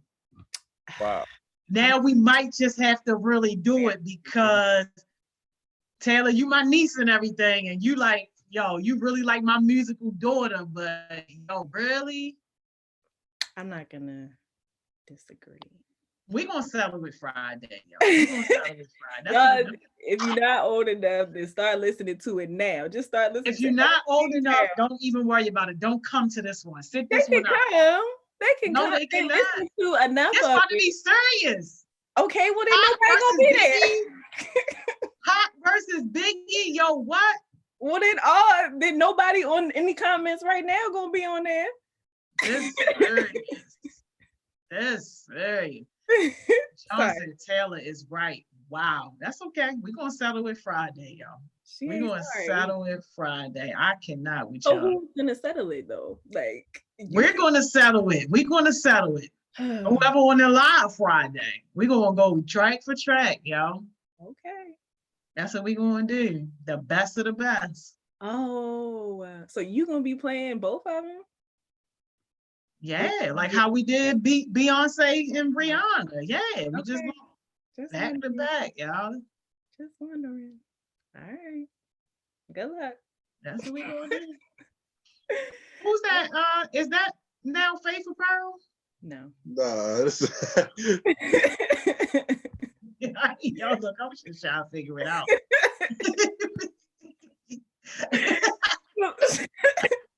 Shalom, what you wearing, sweetheart? What you wearing? I wear an exclusive apparel. Okay, is that a youth entrepreneur? Yeah, she's in our class actually. Yeah, is she? Yeah, and the day today is her 50% day off sale. So I had to rock the hoodie. Wow. Okay. Did she be coming here to success sessions? Yeah, sometimes. You come in the morning. Okay. Baby girl, if you here right now, I'm about to buy me a hoodie and I'm about to buy Miss Mo a hoodie. 2 sales, but you gotta comment right now. It's 12:10. You got till 12:15. Let me know you in here. Come on, We girl, getting hoodies. comment, because she finna buy me a hoodie. Go ahead. Yeah, we about to see, y'all. We about to see. Y'all, even little Naeem, y'all, who is in the 8th grade, talking about some Pac over Biggie all day. Are y'all even thinking about it? Y'all, are y'all even think? I'm not saying that that's wrong. I'm not saying, but how can you just so easily make that determination, yo? Even more. I mean, Pac all the way. this is not the first time this question has been posed. So I feel like, it's been some time to think about it. That's probably, I don't know, the 15th time that I've been asked that. People had some time to think about it, That's all right. We going.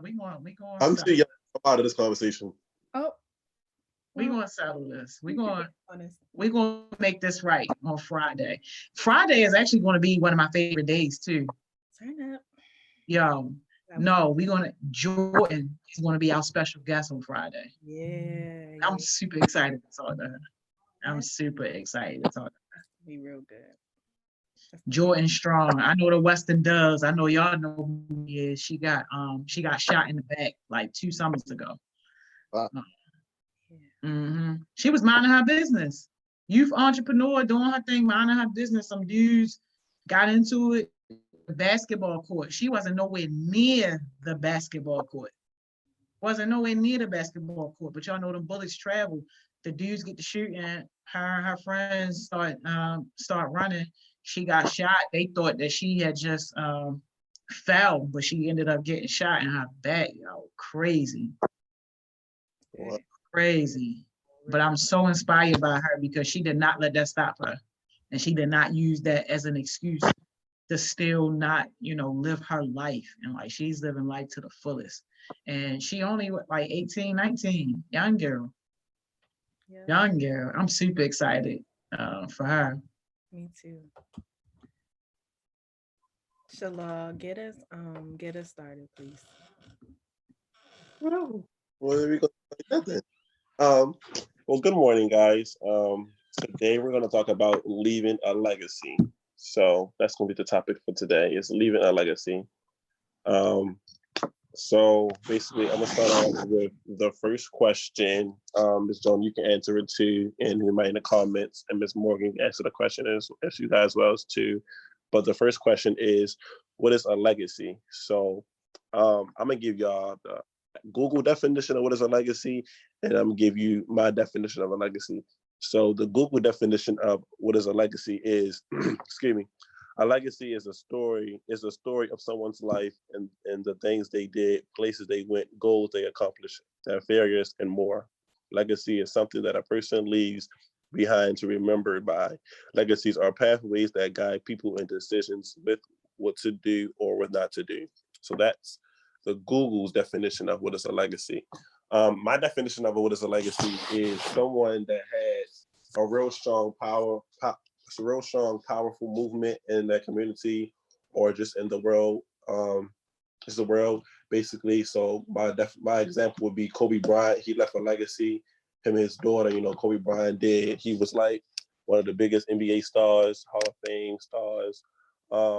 He basically gave back money to his community.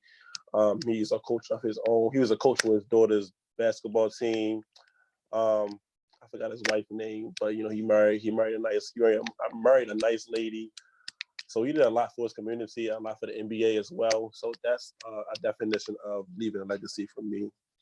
Miss Joni or Miss Morgan, you guys want to say your definition of leaving a legacy? My definition of leaving a legacy is like what you leave in this world and what you leave inside of people, like after you've gone. Like how do people not only just remember you, but how do they live the values, the principles, and the standards that you set up in order for them to be able to, just kind of think about what you've done and to really just like embody all that you stood for. Ms. Morgan. I don't want to say something that was already said, but I'm going to go kind of back to what you were saying when we were talking about this, Shalal, talking about this session, and you just said something great. Like initially when we were talking about it, just like in the most simplistic form, like something great that you do. I think it's definitely inclusive of that piece, like something great that you like leave behind, like a whether that may be like a path for somebody, an opportunity for somebody, but definitely like just on the most simplistic level, like something great. Yeah, I was reading the comments, and it's a lot of comments. It's just a lot, so I don't even know if I should it's a lot of them. Mr. John said, a legacy is a trace of events, whether positive or negative, that has made an impact on the people that's around them, whether being millions of people across the world or close friends. Lamar said, I want to build a legacy for many people in Baltimore so that they and see trapping and rapping is the only way out to escape poverty. Yeah, that's true. And Naeem said, legacy is a thing of a person, achievement, or accomplishment that makes and stays in history by its name or action. Yeah, that's definitely true. I agree with all of them, but I definitely want to give a little feedback on what you said, Lamar, that rapping and trapping is not the only way out. If that's a legacy, but that's like a negative legacy, and to leave on somebody, especially in your community as well, because you don't want to be like, you don't want to pass away and then people remember you as you was that one that was selling drugs in the corner, or you was the one that always shoot people up, stuff like that. So that's a good definition of a negative legacy. So the next question would be, what is a purpose? So my definition of what is a purpose, what is your purpose, basically would be the reason you started it. Like, what are you like? Always, I'm gonna say how Ms. Joni always say, what is your business? What is your business serving? Like, what is his purpose? Like, what solution is it to a problem? I think that's how she be saying it, but like, it's like that. So my purpose, so I'm gonna give you like, my purpose is like, for my business, I would say my purpose is to like, I want to say stop mental health, but at least take mental health statistics down by at least 15% by the time I go to college. And I'm already doing a good job about that. So that's like my purpose. So Miss Joni, Miss Morgan, you guys have any purpose? What's your guys' purpose? Yeah, so my purpose from a business perspective in terms of HeartSmiles is to motivate, inspire, and empower youth. Yeah, that's the 3 words right there, down there on the bottom of the HeartSmiles logo. Absolutely. Ms. Morgan? So this is, I feel like, a purpose that I've been like communicating lately. I think like my purpose is to like make people like lives easier, like in whatever kind of capacity that I can. So I guess on a more basic level, it would be like just to serve or to support in any way that I can. So yeah. Okay, that's good. Can y'all see me? Because my screen was okay, it didn't freeze. All right, good, cool. Anybody in the purpose? Okay, so John said The definition of your purpose is your magnetic mental calling to do something great for yourself or others, sometimes even both. Yeah, that's true. That's true. That's true. My purpose. I believe that. Okay, so am I going too fast, Miss Joni and Miss Morgan? Because if I'm going too fast, let me know. Because I can slow down. Come on, facilitator. You good. You are fine. Be confident in what you're doing and in yourself. You're fine. Okay. So another thing how me and Miss Morgan was talking about yesterday is leaving your legacy. It's also been like introducing yourself and how you introduce yourself. When you go to like events, you go to like meetings, you just basically like how Miss Joni be saying, your 30-second elevator pitch. So it's all about how you introduce yourself and what can you say in like that spare time of introducing yourself. So Miss Morgan, can you give an example of how you introduce yourself? Yeah. So adding on to what Khalil just said, so like as far as thinking about this in terms of like short-term like legacy, I guess, and then like long-term legacy. So when you think of the word legacy just in general, it's like something that you want to leave behind. But then like think about like your short-term legacy. Think about like when you leave like a room, or when you leave an event, or when you leave like a meeting or whatever, what will people what's that lasting impression that you're going to leave with people? And I think, kind of bringing in Ms. Joni has said that definitely like it's important how you introduce yourself. And I'm going to do an example, but I also want to do like a preface. Like I think when it comes to introducing myself, especially just in the settings that I have to introduce myself in, I always go to like my occupation or like my work. And that's just kind of what I generally do. So I'll go into a room and I'll say, my name is Morgan Prelo. I'm a research, depending on what kind of meeting it is. So I'll say I'm a research assistant at Johns Hopkins Center for Adolescent Health. And then I'll say I work as a mentor and as administrative support for HeartSmiles. But then I was thinking about this and I was like, I should like personalize it, right? So I feel like I should start off with like, my name is Morgan Prelo, I'm dedicated, I'm kind-hearted, and then like move into my positions if I find necessary. So I think that always saying your name is important. And then saying like, you're like personalizing it, and then saying whatever you need to say depending on what setting you're in. Joni? Yeah, I definitely agree with everything Miss Mo said. And just to add like something a little different to the conversation, like those titles a lot of times can make you present yourself in a way that you don't necessarily want to be perceived as.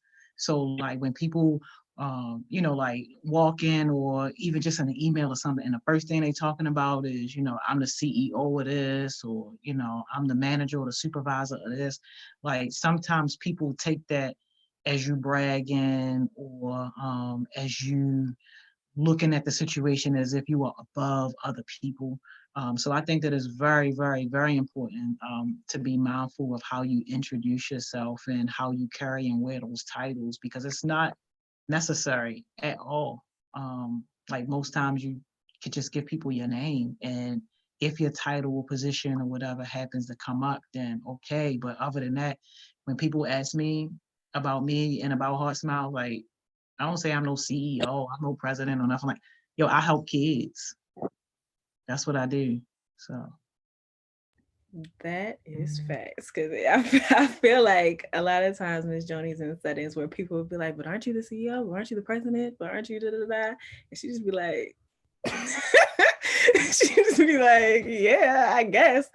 But yeah, I feel like, just to piggyback off of what you just said, Miss Joni, like I feel like I've been in settings where people will just be like, say your name and your title. Or like I feel like I've been in those particular situations. So when it came for me to like do an introduction where nobody gave me a prompt, I was like, well, what you want me to say? Because it's always like they want your name, or they ask you a question that you have to answer, or they want your name and they want your title, or they want your name and your school, whatever it is. Like sometimes it's well, most of the time I've been in those settings, it's been a prompt. So just creating like that more personalized introduction has honestly been a challenge for me. So yeah. Well, yeah. For me, when I give like my introduction and stuff, I'd be scared. Like I can't even lie. I'd be scared, to give my introduction because say for instance, like if I'm going, say for instance, if I see like, I'm gonna give you an example, then I'll give like a real life example. If I meet like Michael Bloomberg, and then I got like 30 seconds to tell him who I am, I'm gonna be like scared, but like I'm gonna do it, but it's just gonna be like, oh my God, like this man is one of the richest men in the world. Like, so like I'd be scared, but like I still get my point across. But I just feel as though I need to work on, me like slowing down and like taking my time and like actually getting my point across instead of, going from bits and pieces about who I am. So I would go for like my name, my age, where I'm from, and then basically what I do in the community, as far as like how you say occupation. But I would say like, about my business and stuff like that. I usually don't say CEO or founder, because of Miss Joni, because she was telling us one time, you can be the CEO or founder of anything, but like do you say CEO and founder, but is your work showing up for what you're saying? So I just take that as to be like, yeah, I'm the founder, like this is mine, but the people that work under me or work with me is basically everybody else on part of my team. So I would just call me like the CEO because everybody that helped me make the business of today is, like the CEOs or the founders or the presidents. So I use that for like that. And I'm so glad that you used Mike Bloomberg as an example, because that's my guy. And for him to be the 8th richest person in the world, like he wouldn't even make you feel like that. Like you would think that you had to be nervous and like you wouldn't know what to say or to do or whatever like that. But he is definitely an exemplary example of somebody who is humble and of somebody who is just a regular person, a regular guy.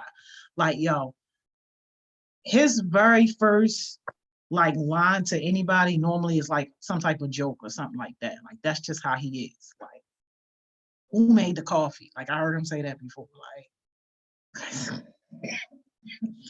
Like, and I just be tripping. Like, wow, like he just so cool and like just talk to you in regular plain English. Don't make you feel like you below him or beneath him or anything, and just really have a real conversation. And those are the type of people that I respect. People who are way, way, way up here, but still make it their business to talk to you as an equal and, don't necessarily throw their title, position, or their money in your face. So I'm glad you used him as an example because you would be geeking with him for real. Yeah, I mean, I want him, but it's like I know as soon as I like see him, I'm gonna be like, what do I say? Like it's like that's Mike Bloomberg. This man got a whole TV show. This man got a whole building named of him. Like, of course I'm gonna be scared. Like, what 18-year-old entrepreneur wouldn't be scared to meet Michael Bloomberg? Like, I don't know. Like, I'd just be scared. But anyway, I think Miss Moore, you definitely capitalize on what are short-term introductions. Miss Joni, do you have any examples of a short-term and like introduction and stuff like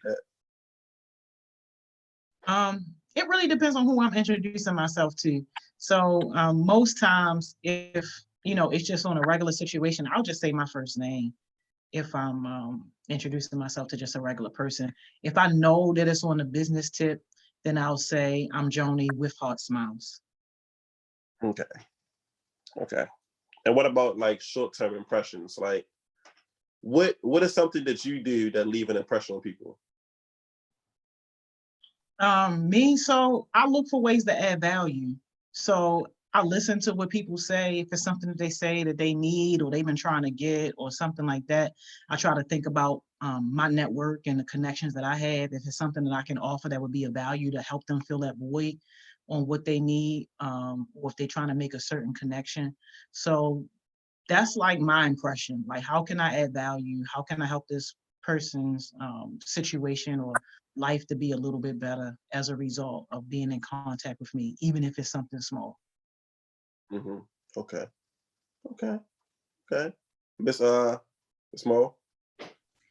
I feel like a lot of times my short-term impression is with people because they'll either express it to me or other people will tell me is, oh, she doesn't say anything, or she doesn't say too much, or she's quiet. Um, and I used to like take it as an insult. Um, but I'm definitely in a position now where, because like people will say, oh, she's quiet, but then once I'm able to like either feel comfortable enough or like I'm in position where I say something, they're like, oh, she's quiet, but she definitely has something to add. It's definitely powerful. So I just think that the short-term impression is quiet but powerful now. It used to be just quiet, but I think it's quiet but powerful. Okay, short-term impression. I gotta think about my short-term impression, how I leave people.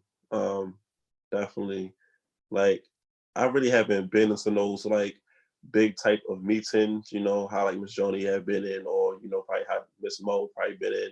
But like I've been into like school meetings and stuff like that, so they'll just know me. So like if I introduce myself and introduce what I'll be doing with just with the youth, or what's my program basically falls around, it's basically me. They'll just like see me, like their impression on me is just be like, wow, he's so young and he's doing so good. So I think that's something I do without even knowing it, that I just leave an impression on them that I'm so young and I'm doing something that's so big, and that's like something that a lot of teenagers won't be doing. So I think that's my impression. I really don't try to like leave that. I try just to leave like my impression that I try to leave is that I'm a Black male that's not out here selling drugs and stuff like that. But I guess it takes a different toll about how I come out and communicate with the people that I'm around. So that's my short-term impression. So our next question is, well, not our next question, but our next thing we're gonna talk about is like long-term impressions and stuff like that, or like legacies, basically. So, Ms. Morgan or Miss Joni, whenever you want to go first. Well, we kind of already know Miss Joni legacy, but I just want to hear it again. But like Miss Mo, we're gonna go for you first. What is a legacy that you want to leave behind to like us or your family, or if you have kids later down the road, what legacy what you want to leave to them? Oh, you tried to play me just now. Don't nobody know that, but you tried to play me just now. He gonna say if you have kids. It's fine. It's okay. And he know he did it because he like smirked a little bit. But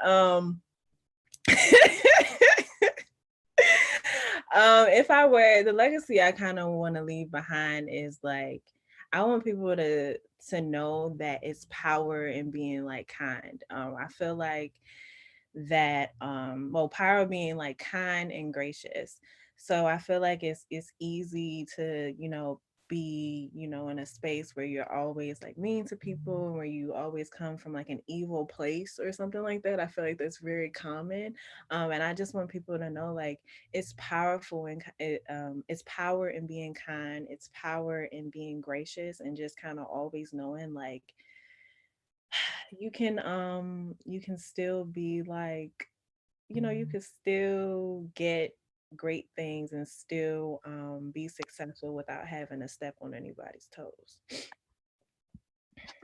Definitely. Yeah, definitely. Ms. Joni? So the legacy really that I want to leave behind is for kids to just know and understand that they already have everything inside of them to be great. And for them to be able to have a place that's going to help them like really truly and honestly tap into that potential, tap into that greatness, and for them to really just feel like they can be successful on their own terms. Like, that's kind of really it. And it's going to look different for every young person.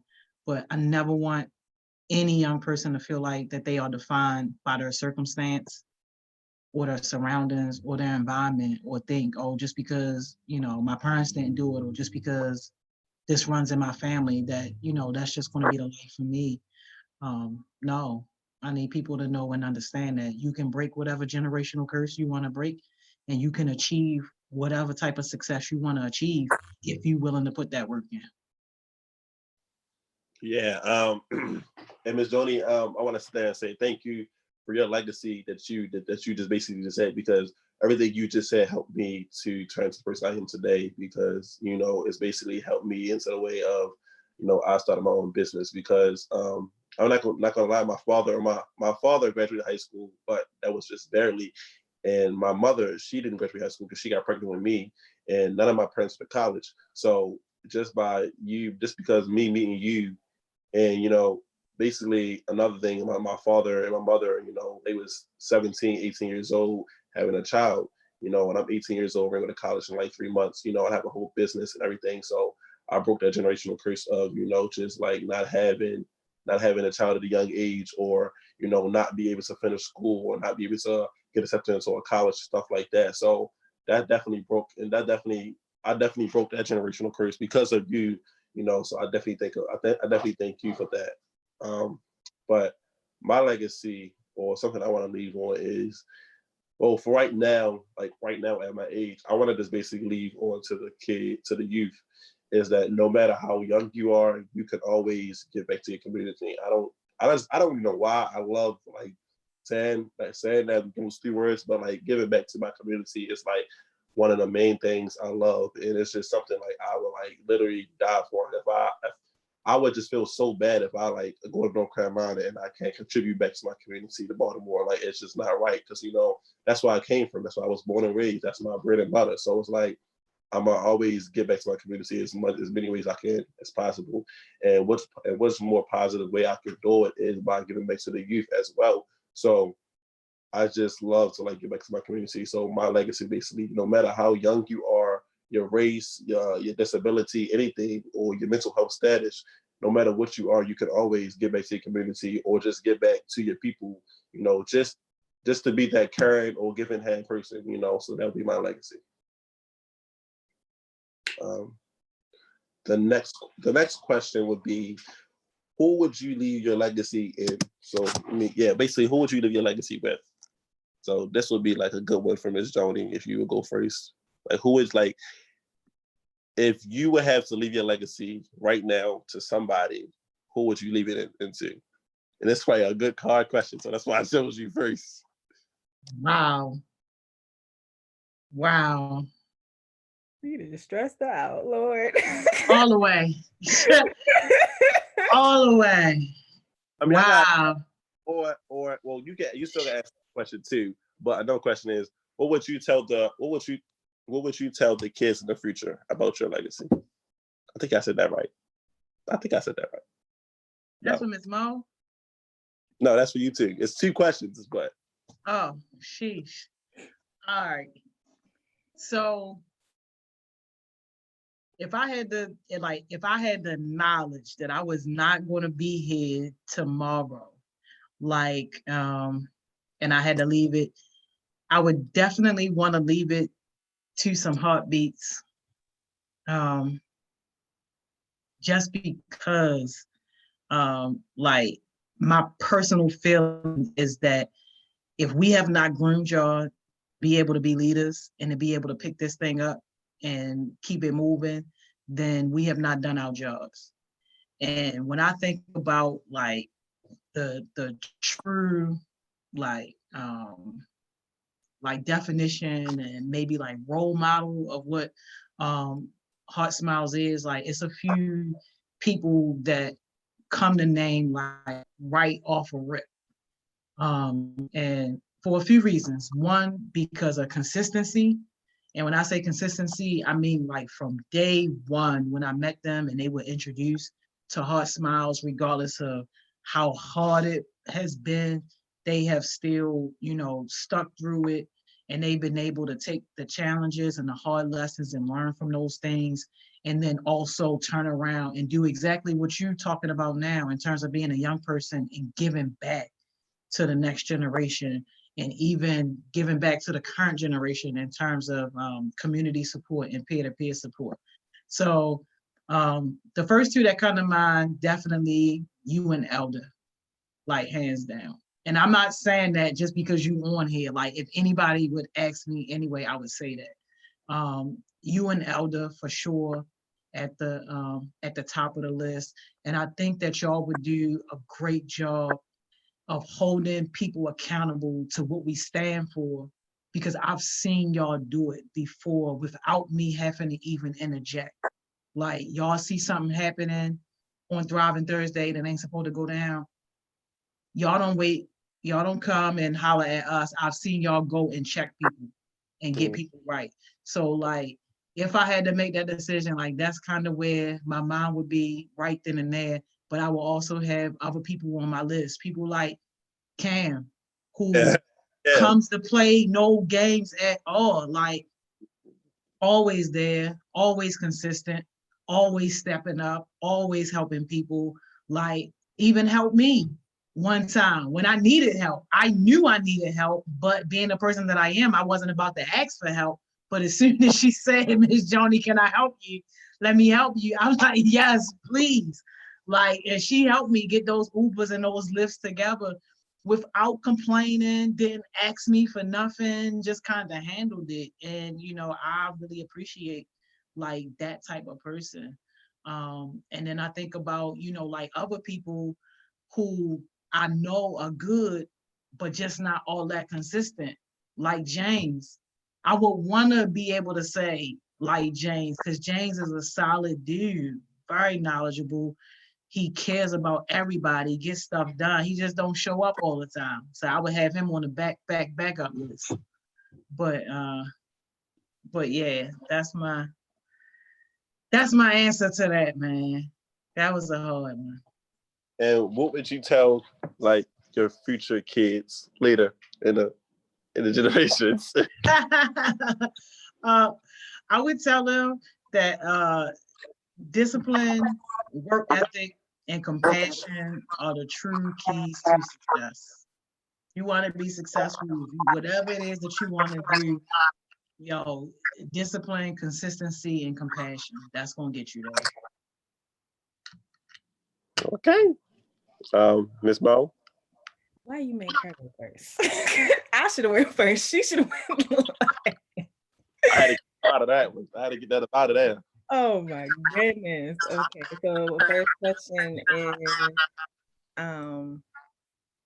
actually, let me read a couple of the things that people said, because there were people defining some of the terms for you, and then I ask questions. Okay, does that sound okay to you? Sure. All right.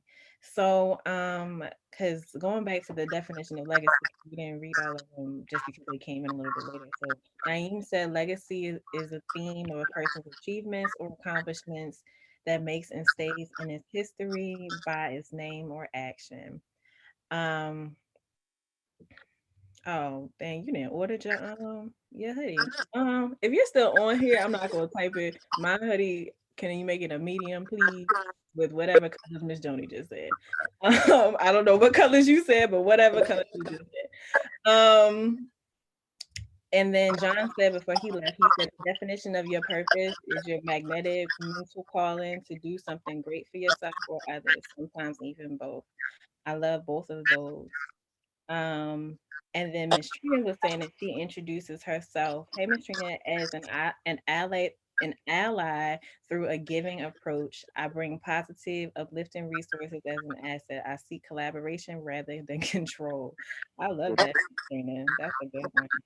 And then Cam said she wants her legacy to be that integrity and great work ethic will take you a long way. Also, it may hurt sometimes to give to people, but everybody doesn't need to be helped or given to and the people.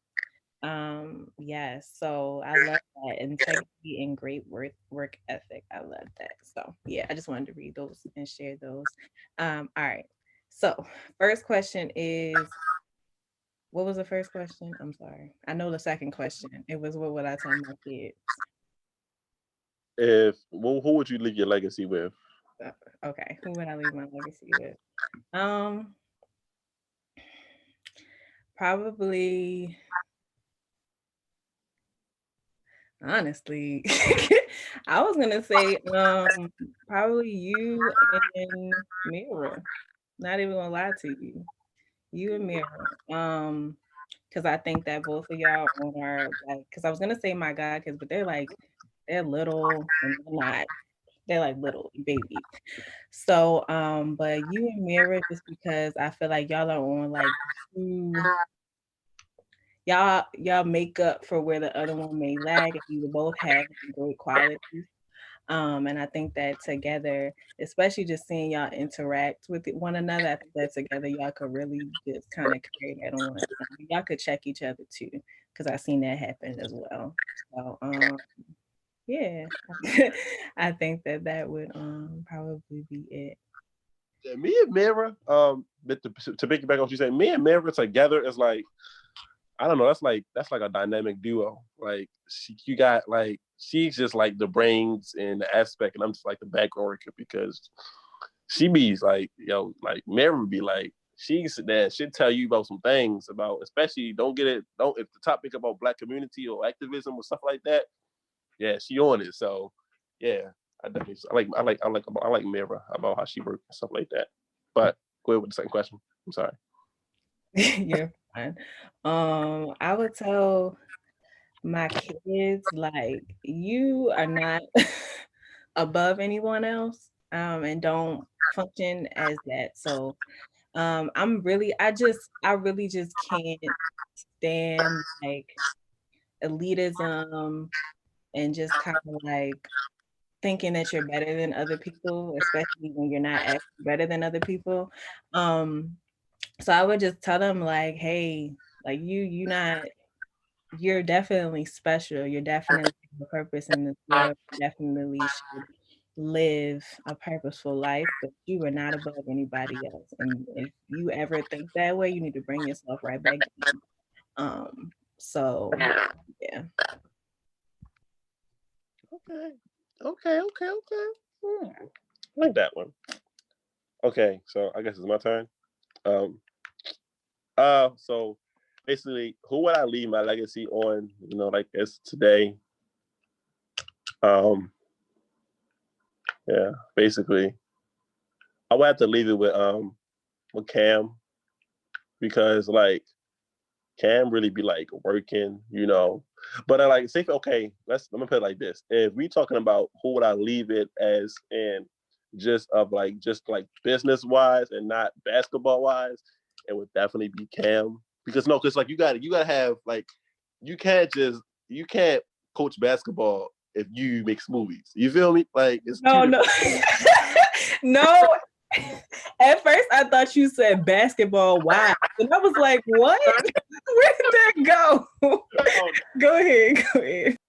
Wise. So like, when we talk about like actual like business and like the paperwork and like holds going to the meetings and stuff like that, it would definitely be Cam, because like her work ethic, stuff to get her like the things, like I don't know, like she just like a goat for her. Like she really be working, and it's like you see it, like you really see it. So it would definitely be Cam. And then if I had to be someone else, oh, that's a hard one. Like that's really hard, because it's like a lot of people, show that integrity and that work ethic and stuff like that.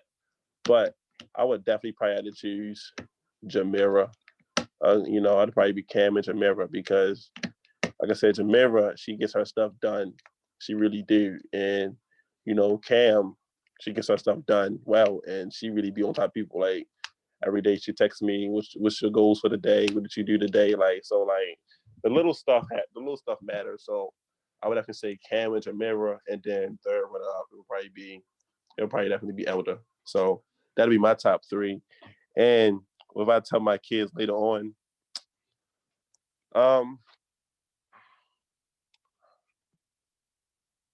I'll basically tell my kids, no matter how big the dream is or how far you think it is, take those steps now to achieve it.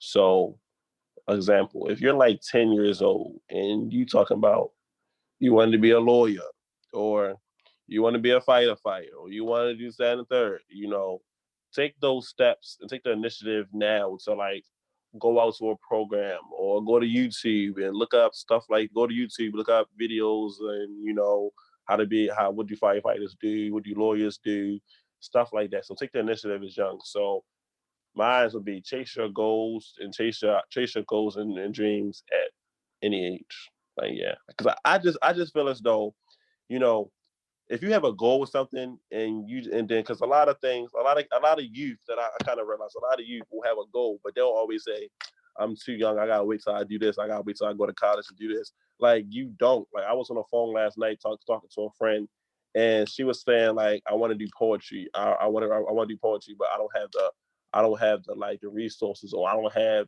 this and that. I'm like, yo, you got it. It's on the tip of your finger. Like all you gotta do is like go get it. Like you gotta stop bluffing and really just like go to your grind and like really start doing stuff. Like so like at any age, any circumstance in your life, you can always chase your dream. You just have to really do it. Like if you're ready to work, I'm just only be saying if you're ready to work and you're ready for that commitment, go in and do it. Like for real. So that'd be for me.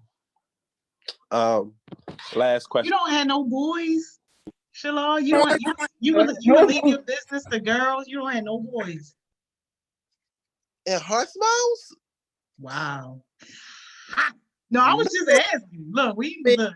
I mean, no, don't get it messed up. I would say James because James would be the only boy, but everybody else besides that, no. Like I don't really see nobody. Like, Lamar, but he knew, so we still kind of like filling him out too. So it's like if I would like say a boy today, it would be James because I know James. I know the work he can do, but not really. Not do. Can do. Yeah, can do. Not do. Well, yeah, can do. But if it was up to me, I would have to leave it to all girls because the girls really be working. James worked too, but what can you say? What you can't. It's like you can't compare any heartbeat to any heartbeat, but you can also look at different what they do in that work ethic. Don't get me wrong, James do some good work. He got the creative opportunities. You got Rage of Pearl. He's doing both of those. But you look at his work, he's doing work, and then you look at Cam work, she's doing work too. So it's like, I don't know, like I would have to choose Cam though. Like I would have to choose a girl. Like girls really be winning. Like, and that's kind of sad because it's a wrong basketball, but I would have to say girls. I'm just sorry, just sorry. No, you ain't gotta be sorry. We know girls running. I was just confirming. Yeah, getting it out here on the live. Yeah, that would be girls. And then if I had to choose a boy, it'd have been James. Point blank, period. No, I feel you. And I hope y'all peeping how this working too, because my brand ambassador came on here with the sweatshirts, with the hoodies, and sold 2 hoodies, wasn't even trying to sell 2 hoodies. And it's a girl that owns this company. That's what I do. Like, hey. I can't buy a Rage hoodie right now, can I? I mean, next question. You see the time and stuff. You see. The next question would be, okay. That's a good one for Miss Morgan. What is your we kind of already went with purpose. So your purpose, do you see it changing over time? Like your purpose right now, do you see it changing over time? And yeah, do you see purpose changing over time? Sorry. Yeah, so I think that especially depending on like how old you are, and I hate to like put an age on it, but depending on like how much experience you've had in certain things and depending on how old you are, I feel like your purpose most definitely can like evolve. It might not like hopefully it doesn't change completely, especially if like you're like well into like adult life and your life. Hopefully it doesn't change like completely, but I think it definitely involves. So I do think that what I said my purpose would be, I think I see that staying with me, but I also see my purpose becoming greater and evolving into something bigger. And I think that that's absolutely okay. So yeah. Yeah, that answers your question. Well, it is. So Ms. Joni, the real question is actually, what do you see as your purpose right now, and do you see it changing over time? So we know your purpose, but like, do you see it changing over time? Prayerfully, it do change over time because I don't want HeartSmiles to have to be around forever in the same capacity. Like, if we still dealing with the same issues and the same problems years from now, then to me, that's a bad sign that we're not working hard enough and that we're not doing enough to break these cycles. So I don't want to have to be employed like this. Like, I truly and honestly want to work myself out of a job so that this don't have to be the job, because this shouldn't have to be the normal. So I will hope that at some point, hopefully in my lifetime, I'm around to see it, to where our purpose is elevated and to where we can, start at a higher level and not necessarily just down here. And I'll give you an example. We was on this conference call. It was no more than like 2 weeks ago or something like that.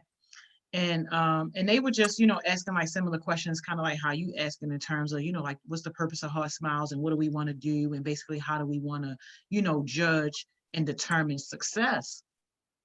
And one of the things that came up, they was like, well, we should put on there, kids not getting locked up as us determining success. And it just kind of made me upset a little bit, because even though I knew that they came out of a place of love and that, it wasn't meant to be derogatory or negative or anything, but I'm just like, yo, that is messed up that we got to go that low to say, okay, we judging success by kids not being locked up. That should be a given. Why are we even thinking that they want to be locked up? How is that even an option dealing with these teenagers? We're not in Howard County talking about that. We're not in Anne Arundel County talking about that. Why? Because that ain't even a thing. Like, the issue they talking about is, okay, do we got college money in the bank by the time we 10 years old? Like, that's the conversation. And I would just hope and pray that I see the day where our situation is elevated to the point where, we're not talking about some of this trivial stuff that just shouldn't even be a problem in our communities at all. Mm-hmm. Okay. Yeah, I definitely agree with you, Miss Joni, that you want to, like, how you say you wanted to break yourself out of a job. And that's kind of is for me too. Like, I wouldn't say I want to work myself out of a job. I would say I want to work myself. I want to have by like time, because like, this wasn't my initial goal or my initial dream, but it's more the simple fact of I always wanted to be a lawyer as well. That's another part about me giving back to my community, is being a lawyer, helping people out of jail, stuff like that. So, I just want to say, like, in like 10 years, I want to be as well to the point where NBCL, is everybody know about NBCL, and NBCL can like just have different people on different schools, and different people doing different mental health and mentors, and doing what's it called, taking them on field trips and stuff like that. I won't have to be doing it myself anymore. I'll have other people doing it, so I can be able to run successfully, do my dream and having an own law firm and stuff like that when I turn, at least 20. I'm 18, so in 10 years I'm gonna be 28. So that's what I want to do as well. So yeah, that's it for me. Thank you, Coach Justin, for doing the whole session today. Thank you so much for coming on and just doing what we came to do. Cam just did everybody's free promo. She just did everybody's promo in the comments. Literally every program. She just did it. So y'all go pay her for the promotion that all of y'all just got. But so yeah, Coach Johnson, we got to end with our jewels. So what is your jewel for today? My jewel for today is, basically, and I have belated birthday to Malcolm X. Chase your dreams by any means necessary. And what I mean by that is, like I kind of basically said my jewel today already in the session, but no matter how young you are or your mental health state or your race, if you got a dream and it's positive, go chase it. And if you need help opportunities, you can definitely you can hit me up, we hit Miss Joni up, Miss Mo up, but by any means necessary, go chase your dream and stop bluffing. So that'll be mine for the day. All right. Thank you. Mine is be aware that someone is always watching you, whether it's one person, well, not watching you, someone's always looking up to you is what I really mean. So just be aware of, what your purpose is, how you're moving, because someone's always looking up to you, whether it's negative or positive. So you have to be aware of that. Yeah, thank y'all so much for a great session. Thank you, Coach Johnson, for leading the session. This was great. Welcome. Thank you.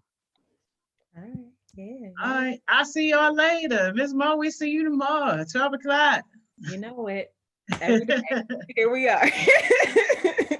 All right. Love y'all. Bye-bye. See y'all. Y'all, what a great conversation, man. I love it when our young people can get on here and lead the conversation. Man, look, Q, if you still on here, baby girl, make it easy for your customers, y'all. I know how to ask like 111 times, how can I pay now? Like, yo, I just need a link, a Cash App, or however you want to do. Make it easy for people to pay. When people ready to spend their money, let them spend their money, because that motivation to spend money, sometimes that motivation wears off, and you don't want that motivation to wear off, and then your customer be like, you know what? Don't worry about it. I'm going to go get my 2 sweatshirts from this other person, or you know what? I just remembered I ain't even got enough cash to pay you. Make it easy for people to give you money, yo. When people say, yo, don't blame it on me, yo. I need it now, yo. I need it now. I might have missed it. I'm working. Make it easy for me. Simplicity, y'all. Make it easy for your customers, y'all. I don't care if you got to copy and paste that joint in there 1,000,000 times. Do whatever you got to do, yo, until your customer says, thank you so much. I got what I need. Man, I got to do a whole class on customer service with y'all. Come on, man. Let's get this together. But no, for real, I appreciate what you're doing. Thank you for being a young business owner. Man, it's good to watch y'all grow. Thank you, Cam, Chaos Smoothies. I see you shouting out everybody in there. Y'all definitely owe her a couple of dollars for shouting everybody out, yo. She got everybody on the come up. So look, y'all, man, another great session. We got Miss Kaitlyn coming up, our academic hour, 2 o'clock. So y'all go ahead and take y'all break. Thank you so much, Bree. Thank you. That really means a lot to me, and I appreciate you for that. But yeah, take a break, y'all. And then we want to come back at 2 o'clock for the academic session. Hey, Cam, always got it. We about to take care of that now. Now, what's my total, man? Tell me my total. Can you just put my total right there so I can just go ahead and do this? But yeah, so if you have any academic work, or you know somebody that's struggling with academic work, or you just need help, send it to us, y'all. I think we got Lyrical J and John coming on for the academic session. But if y'all have anything, we've been running through senior projects, we've been running through math homework, all types of biologies, all that type of stuff. So whatever academic stuff you want, give it to us. Send it to Miss Kaitlyn. And we're gonna be back at 2 o'clock, y'all. Go ahead and take y'all break. Hey, that's fine, Q. Charge the extra for shipping. That's okay. So is my total $25 or $30? Let me know. I'm doing it right now, y'all. I'm doing it right now. All right, y'all. Take a break. I'll see y'all back here at 2 o'clock for the academic session with Miss Kaitlyn.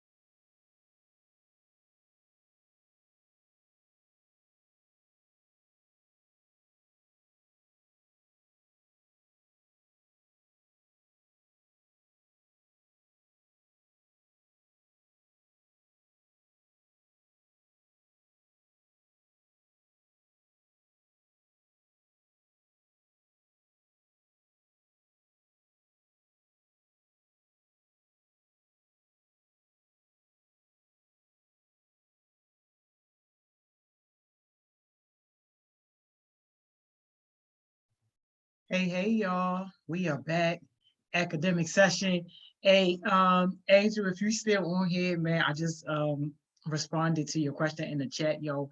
Anger, that is a great, great, great topic. And I feel like you should get with Miss Simone so that we can really, really, really go in on that. I love it. Like real stuff. We got Miss Kaitlyn coming on though, y'all. There she go. Hey, Miss Kaitlyn. Hey, how you doing? What's up? How you doing? I'm doing okay. How are you? Good. I'm blessed. I'm good. We've been having a great day. And you know Yeah? it's always a great day when we got you coming up on here with us.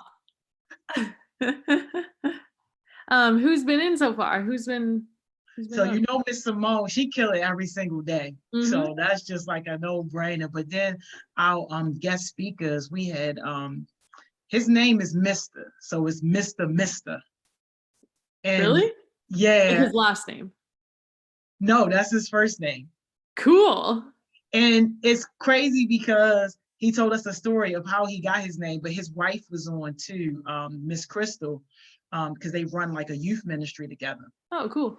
But he said that back in his day when he was born, you know, Black people didn't get respect. So they used to call Black men like boys or anything other than something that was respectful. So he said his mother was very intentional and said, no, you're going to get respect in this world. So I'm going to name you Mr.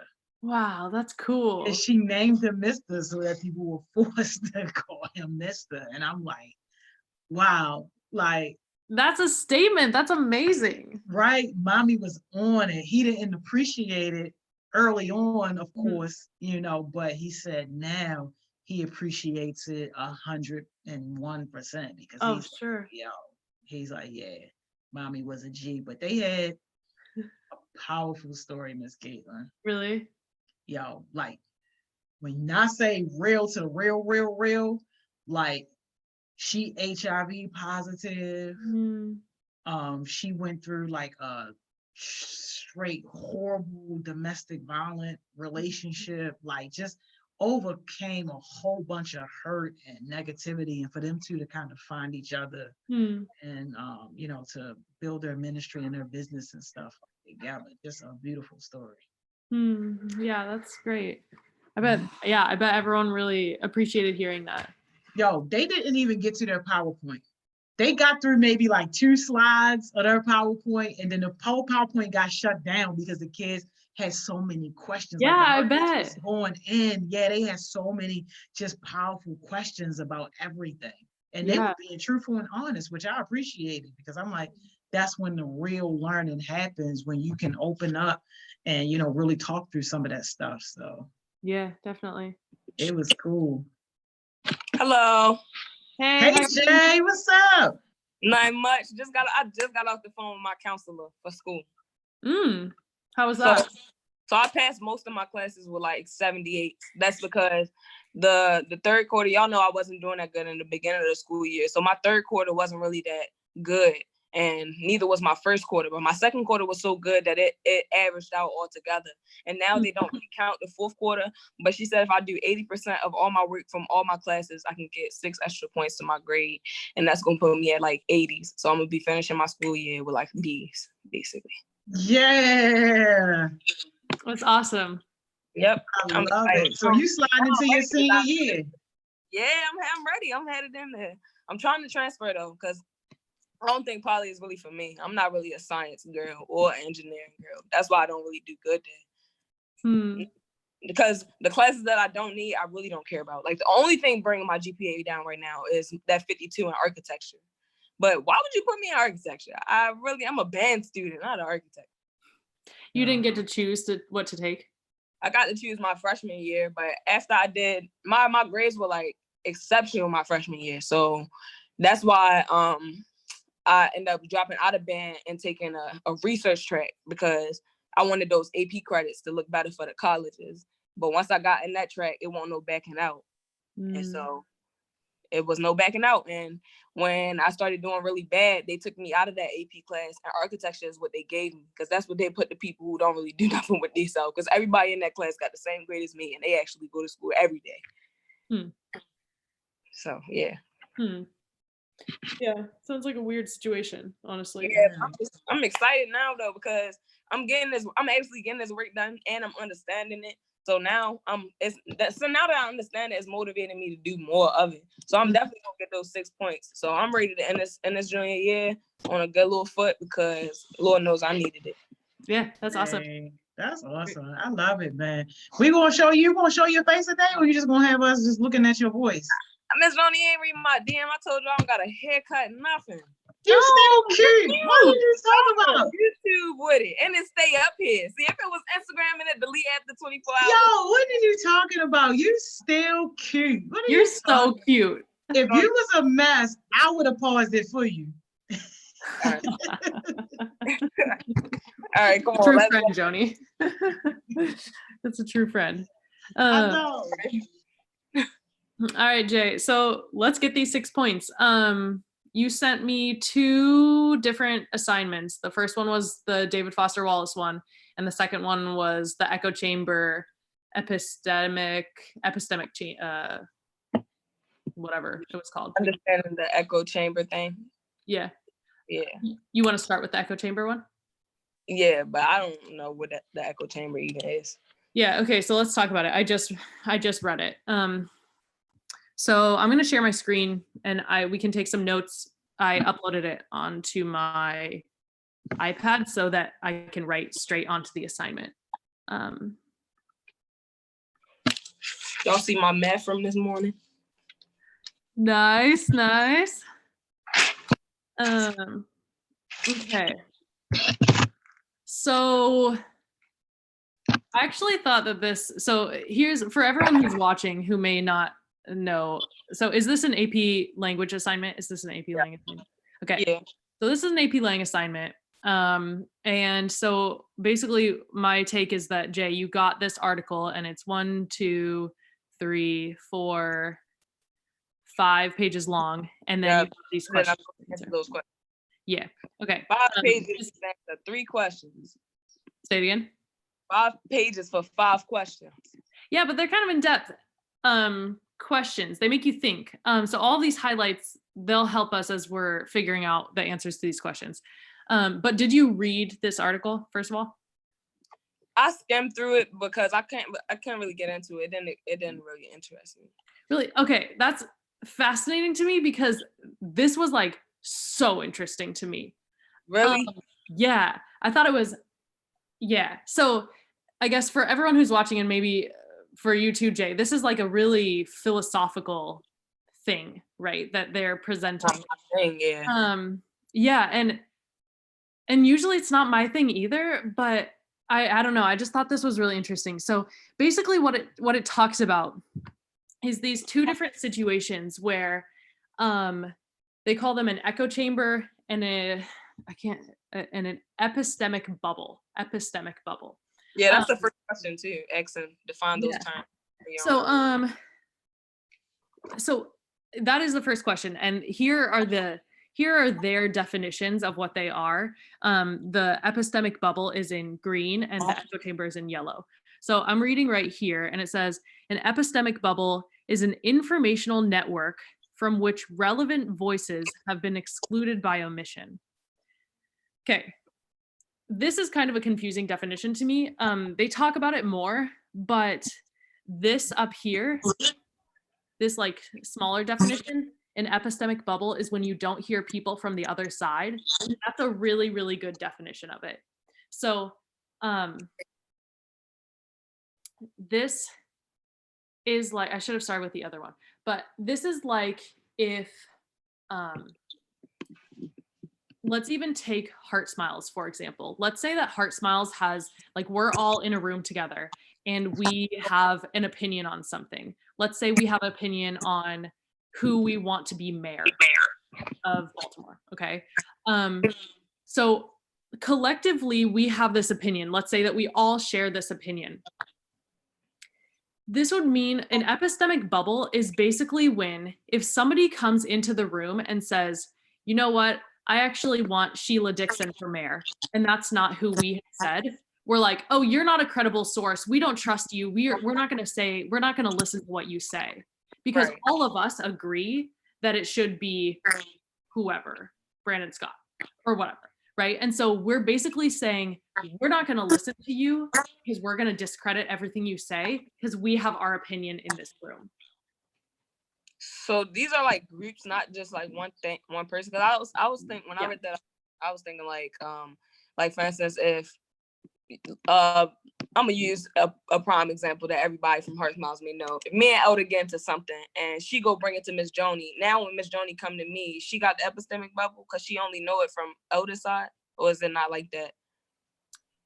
I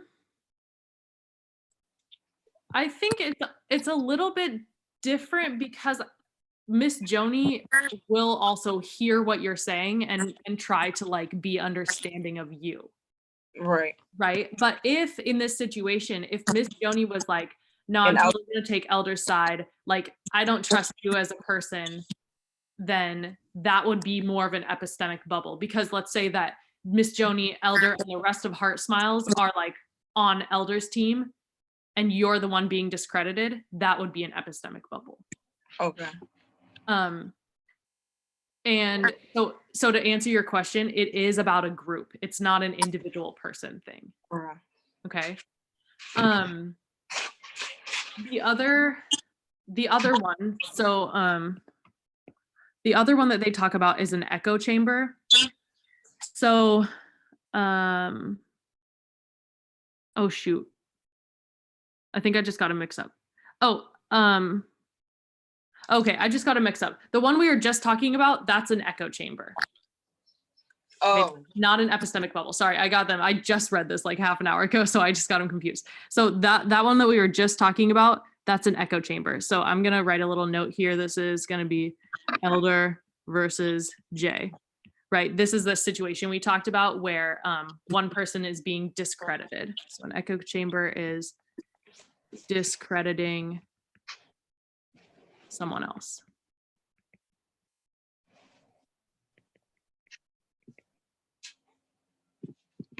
And I guess I'll also add that it is the group. Hey, what app are you using? Because I think that's another reason I don't be understanding this. Because when I read through it, I don't annotate because I can't. It's just like this is what I see. This is what I see. I can't hold up. How do you work this? How do I even read this to change the camera? Okay. This is what I see. So it doesn't let me edit it or anything. The only thing I can do is this, but that doesn't highlight anything. Are you on an iPad or are you on a computer? This is a computer. Okay. I'm on an iPad. That's why I can answer. Oh. Yeah. I might gotta do it on my phone or something. But the way that I would do it if I were you is, are you in Word docs? Yeah, this is a Word docs, but I'm not in the Word doc. It's not shared with me. I don't have access to it. I can only see it. I can only view it. Yeah, that's really frustrating, actually. Like what he wants us to do is, this is how all my work is. So basically, I go into it, it tells me what assignment it is. I click on it. This is the work and the worksheet, and then I go right here and I create a Google Doc, and that's where I type in my answers, and then I press that, and it'll turn it in. Oh, I see. So you're in a Google Doc. Yeah, but I don't. The Word doc that I have is not the Word doc that he shared. It's right. But in Google Docs, it lets you highlight, right? And the other feature that it has is like a comment feature. So how do I do this to my Google Doc though to get it to where I can annotate it? Because the text won't be on there because this is a Word doc. Oh, you can't like highlight it and copy and paste the text in? Well, I probably could do that. I probably could. It might mess up the formatting a little bit, but that's what I would do. I probably could do that. All right, let me do that because I want to annotate with you, but you can keep talking, copying this. Okay. Okay, so sorry that I got them mixed up at first. So an echo chamber is the one where the group is discrediting another group. I want to actually give like a larger scale example of this. You know, I don't know how political people are who are listening or how you are, Jay, but like if you have a very, very extreme political group, like political conservatives, like Republicans that are very conservative, it means like if they're in an echo chamber, they will not talk, they will not like hear anything. They'll discredit anything that liberal people say, basically. So anything Democrats say, like Republicans, if they're like super right wing, they'll discredit it. Right. And that's actually the example they use in this article as well. They talk about like how even our president, like Donald Trump, whenever he hears like this whole fake news thing, right? So even if the news isn't fake, he'll call it fake news. He's just discrediting information. And so he is in his own echo chamber. He surrounds himself with people that will reinforce him. And when he hears something that he doesn't like, he discredits it. So this is an echo chamber. That's an example of one. I will also say that it can go the other way, right? There are people who are very left wing who will discredit anything that a Republican says too. I know some of those people, and it's just as dangerous. But the difference is that they're not our president, and the president of our country doesn't. So that's just a little, So little like, example. like we could think of like the chamber as like keeping thoughts that we already are familiar with inside. Yeah, And exactly. Anything else in. Yeah, and that's exactly what an echo chamber is. It's a room that when you say something, it echo, echo, echo, echo, echo. It bounces off all the walls. Oh, okay. Right. Well, that's self-explanatory. I feel slow now. No. This is deep stuff. Okay, so that's an echo chamber. So then let's talk about what an epistemic bubble is. An epistemic bubble is basically if you have a group of people, I'm going to use the HeartSmiles example again. If you have a group of people, HeartSmiles, in a room, and they're all saying, basically they all agree with each other, like so-and-so should be mayor. If no one ever walks in the door and gives a different opinion, that's called an epistemic bubble. So it's basically a bubble in which everyone inside of the bubble thinks the same thoughts, but they are never exposed to anyone outside the bubble. Okay, they're never exposed to any thoughts outside the bubble. That's like Animal Farm. Kinda, yeah, actually. Which is funny that you say that because Kamaya's essay is about Animal Farm later. But yeah, it's kind of like Animal Farm. It's also to give like a real life example and kind of a horrifying example. People who live in rural areas are often more racist than people who live in urban areas, simply because they don't interact with, like, these are white people that I'm talking about. They don't interact with people of color, right? They don't interact with Black people. And it's because they don't ever encounter them, right? If you're living out in the middle of the country and there are no Black people around, you're not going to be exposed to them. And so you never get to like understand that Black people and white people are both people. Does that make sense? Yeah. So it like, it's actually like it's a huge problem. It's like a horrifying problem. But that's an example of an epistemic bubble, of a group of people thinking the same thing because they are never exposed to anyone outside of their bubble. Right. Okay. Okay. Yeah. I got it too. I fixed it to where I could edit it, copied it into the Google Docs. Okay. Oh, good. That's good. So I guess I will say this. Not exposed to anyone outside your bubble.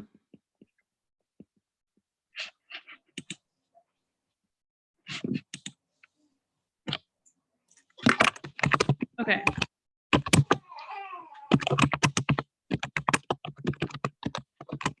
I'm typing the notes with you if you hear me. Mhm. I'm typing the notes with you if y'all hear, if it's like. Yeah, that sounds good. I can also send you these. Okay. Tell me when you're ready to move on. I'm ready. Okay. I'm going to scroll down is why. All right.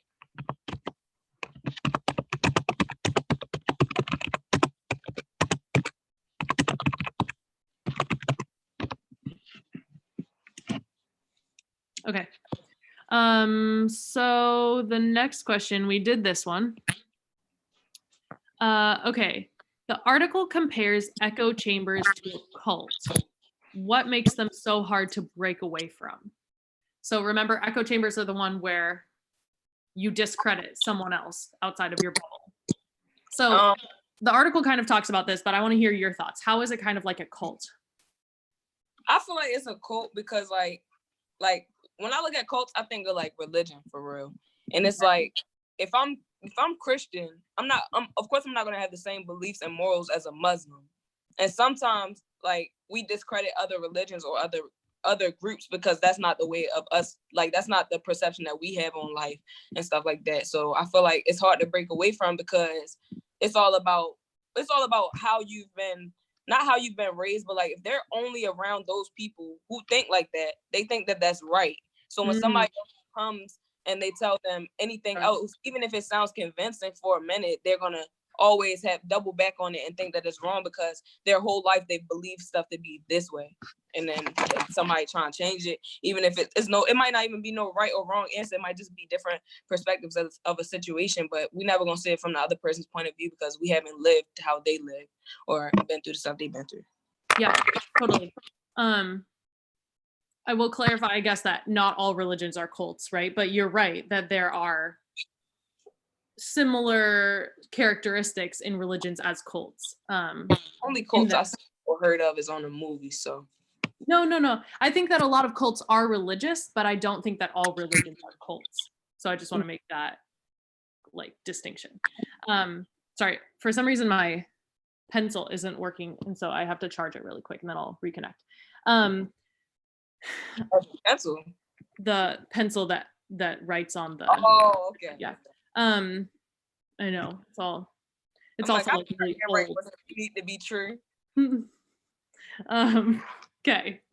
Anyway, so okay, I think you have a good answer for that.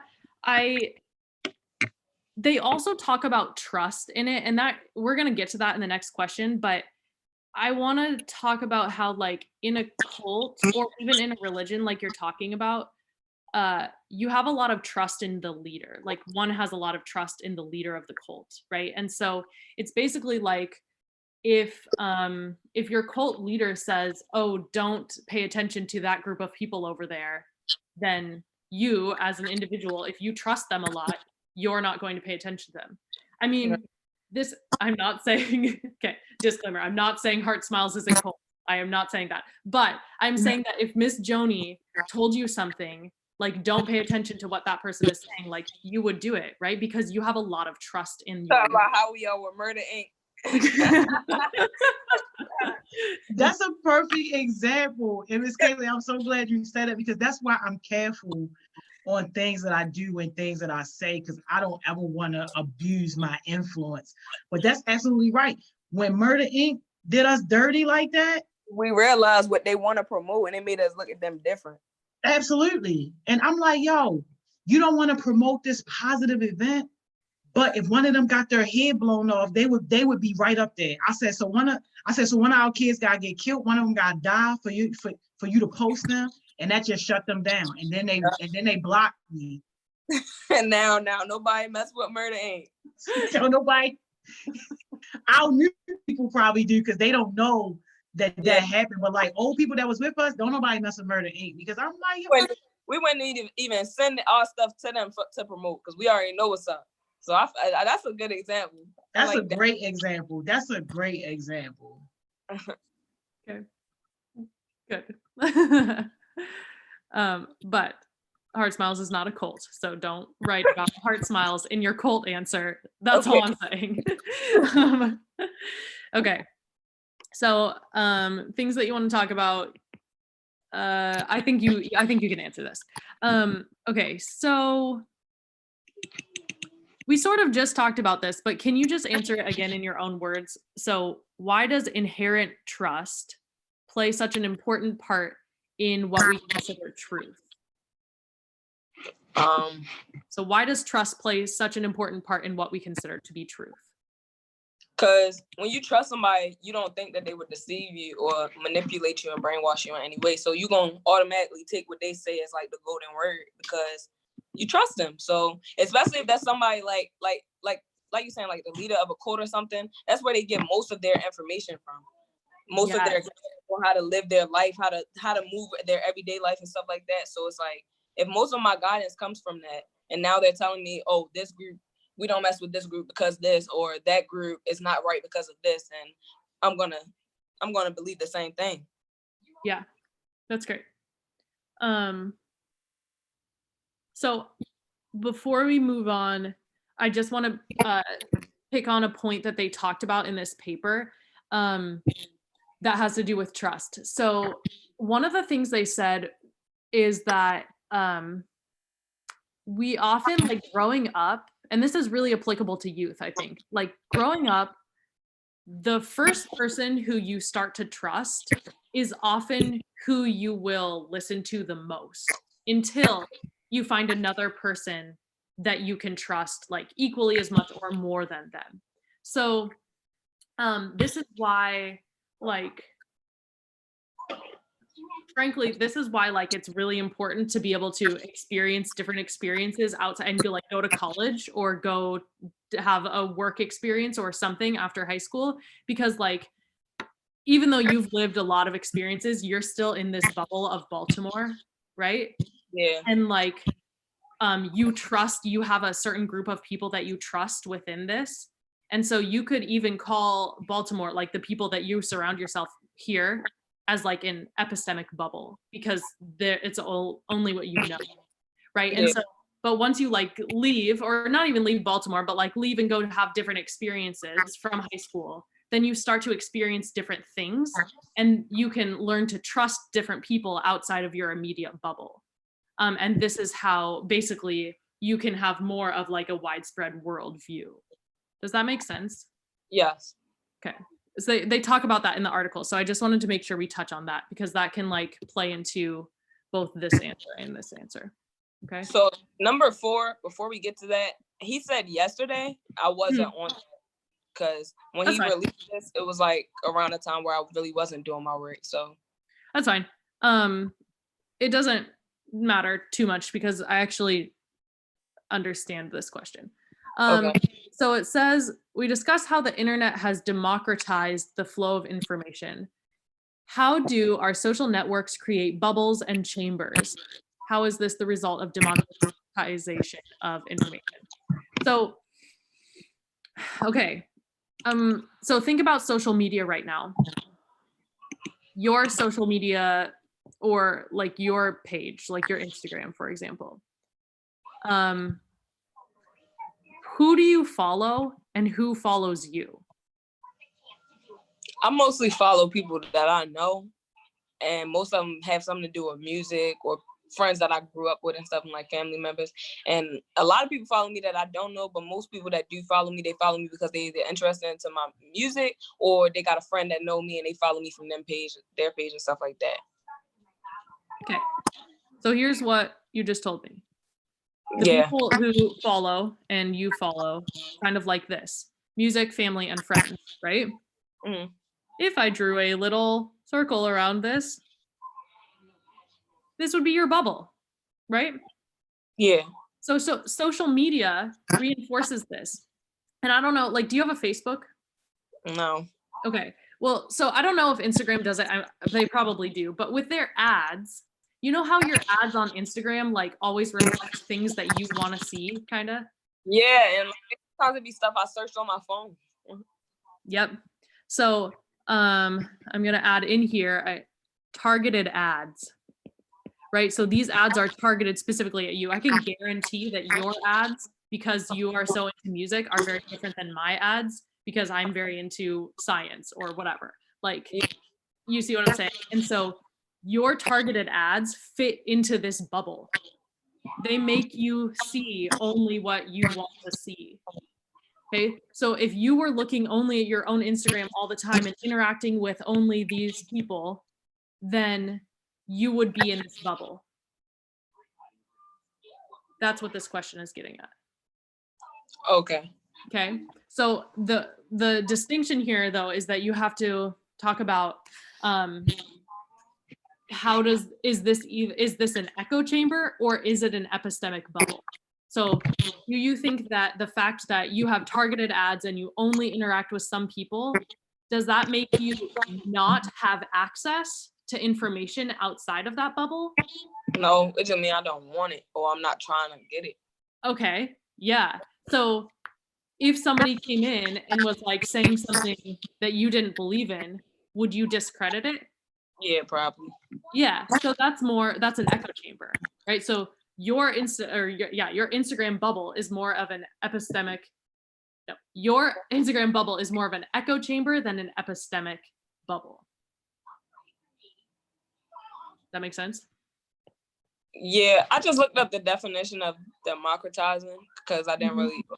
I understand democracy, but I didn't know it was a whole concept of where they democratize stuff. So what did you find? It says making something accessible to everyone. That's the only one that isn't political. Okay. Or to make it possible for all people to understand.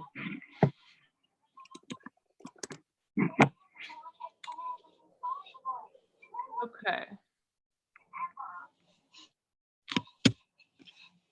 So democratizing technology refers to the process of technology becoming rapidly more accessible to people. Oh, okay. Okay, I see. It's basically talking about the user experience. Like making something user friendly for you. Oh, okay. So making do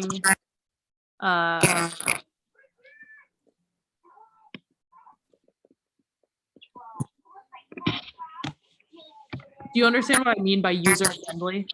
Yeah. Yeah. It's basically like if I want to shop for shoes, great. This ad is right here for me with the shoes that I like. I'm just going to click on it rather than I don't have to go search for it on Google because it's already right in front of me. Right. Okay. So this is talking about targeted ads. Yeah, because I bought one pair of biker shorts and now my whole feed is biker shorts. Dude, it happens to me too. Yeah. You don't even realize that it does that though. I know. Yeah, that's scary, right? Yeah. Yeah. Talk about that in your answer. Okay. Talk about that and talk about like what the implications are. Like why is this kind of concerning?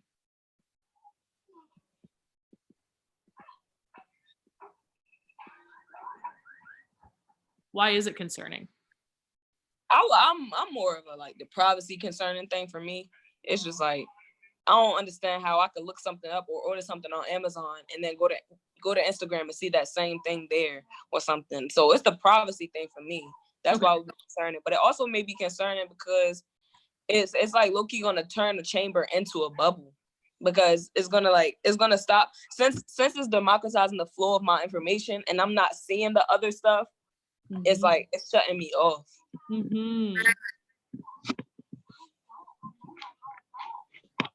Yeah.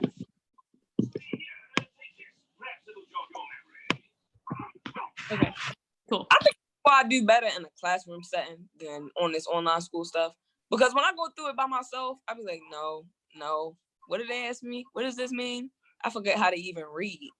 When I go through it with you or like anybody, like a teacher or something, it's way better. Yeah. It's harder to do it on your own. Yeah. I mean, I feel like I've learned stuff from you just now rather than me just reading it on my own like an hour ago. So, okay. Let's talk about this last one.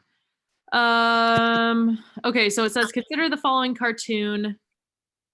And then in a post-internet world, how do we fight against falling into our own echo chambers and bubbles? So I'm going to zoom in on this cartoon so we can read it. So this guy is saying, we got to do something about all of this fake news online. And she's saying, how do you even know what's fake? Why is this like a funny cartoon? It's because of this right here. So this headline of the newspaper is that vulgar billionaire reality TV star with supermodel wife wins presidency. That's real. That is real. That's not fake. right? So she's saying, how do you even know what's fake? Because like reality is so crazy right now. Right. Right. So I think I'm not sure actually how that fits into this. That's what I was gonna say. I was just going to be like, I don't know how that's gonna help me answer that question or what that got to do with that. They always do stuff like that. Like they be putting random stuff in there. Like that cartoon don't got nothing to do with what they asking me. Mm-hmm. Let's see. I guess maybe one thing that I would say is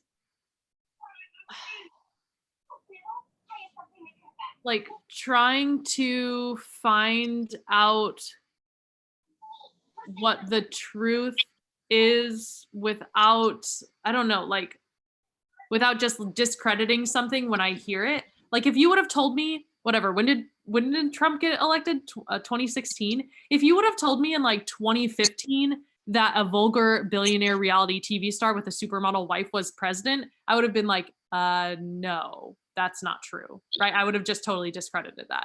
But Or now, even Corona. We would right, never. yeah, or even Corona. Yes, that's a great example. Because right? we read about stuff like this in textbooks. Like this happened on the slave ships during the transatlantic slave trade, a whole pandemic, the Black Plague, and all of that. And we read about it, and we know that it's possible, but we still never thought that it would happen in our lifetime. Yep. Yeah. But I don't see how we would fight against falling into it, because you kind of just get comfortable in what you're familiar with. What do you think? You have to be comfortable in it? I don't know. I guess it depends on the person. See, me, I'm like one of the people who, if I grew up this way and I was raised this way and this is what I think is right and this is what I believe, then it's gonna stay like that. It take a lot to really change my mind. I really have to see something and experience something, like you said, that's gonna make me change. Other than that, I'm gonna think just like my mother and my grandmother, because that's how I was brought up. That's all I've been exposed to. I mean, that's a really good argument. That's a really good point. But what if like a white supremacist said the same thing?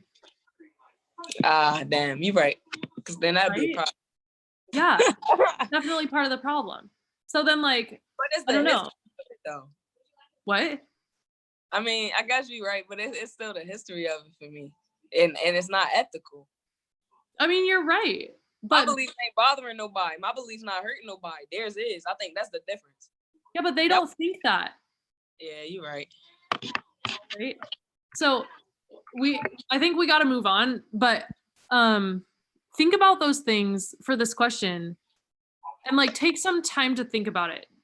Answer these questions, write all the rest of them out, and then come back to this one and just like challenge yourself, I think. Because I think it's a really important thing that we do fight against falling into these. And I don't have an answer, but I think that it's an important thing for us to think about. But then it also says post-internet, so that would be like after the internet is gone. I don't know what this exactly means. Because, you know, in the other article, they talked about like postmodern. Yeah. I think this is kind of the same thing. I think it's talking about like. It is the internet. Like we only have the internet. Okay. Yes, exactly. Yeah. All right, Kamaya, get your work done. Get your work done, sis.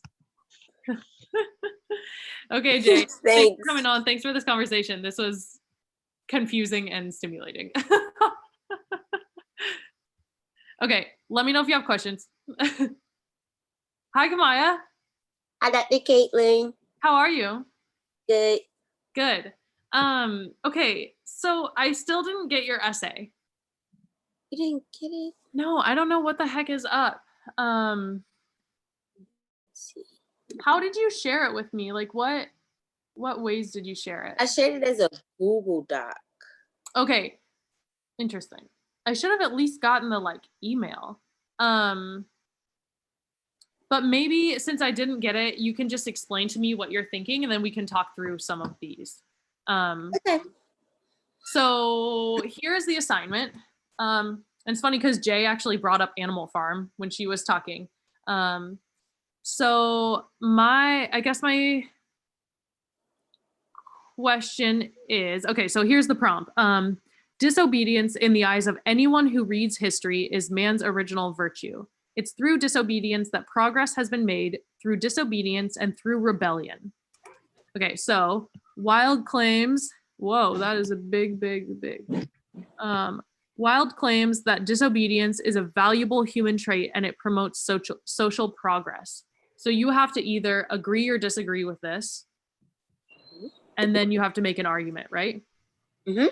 This is too big. Okay. So tell me your initial thoughts, or tell me what you've got written so far. So, I had to redo it, and I actually got to talk to my teacher today. Okay, that's great. About it. I feel a little bit more confident, but it's like when it comes to finding support and evidence for it, it feels like I can only really find one. And then it's like I feel confident, but then I find myself just looking at it. And it's Okay. like, Okay, so yeah, let's talk about it. Let's talk about one, tell me your argument, and then two, tell me like what your evidence is, and then we can try to create like an argument from that. so my argument is disobedience is necessary for social progress as evident with the animals' rebellion and the fight against the farmers. However, disobedience can result in a negative impact as evident in the pig's evolution. I love that. I love that. That is actually exactly what I was gonna like suggest if that's not what you came up with. So I love that you have like two conflicting things there.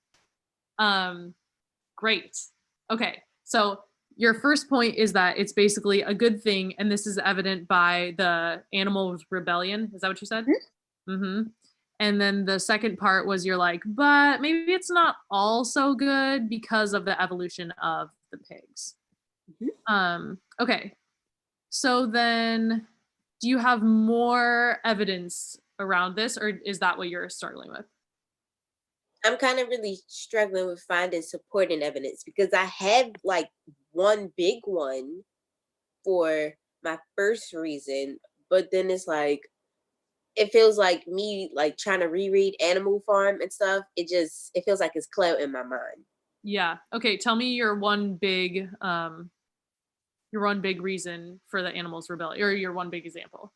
So it came from chapter 3, and it says the efforts were rewarded for the harvest. The efforts were rewarded for the harvest was, oh man, for the harvest was a bigger success than they had hoped. Okay. So tell me why this supports it. I said it supports it because, oh my gosh, it's loading. My internet is in the ghetto for some reason. But I said it supported it because, like, how do I say it? If the animals didn't disobey Mr. Jones, then the harvest wouldn't have been as big as they hoped. Okay. Yeah. Sort of. Yeah. Exactly. Right? Like they decided to do their own thing, and that gave them basically a reward. Right? They were rewarded for rebelling. They were rewarded for their disobedience. Okay. Okay. I haven't read Animal Farm in probably over 10 years, so I can't pick out any chapters. But are there other examples where the animals are rewarded or they get something good because they were disobedient? Like, are there other examples of like after they rebelled, good things that happened? So like it continues to talk about like the harvest, but I wasn't sure if like I could use, or if I wanted to, because I didn't want it to like discredit my argument. I didn't want to use any evidence that both had something to do with the harvest. Can you explain a little bit more? I don't see what you mean. So it's like I didn't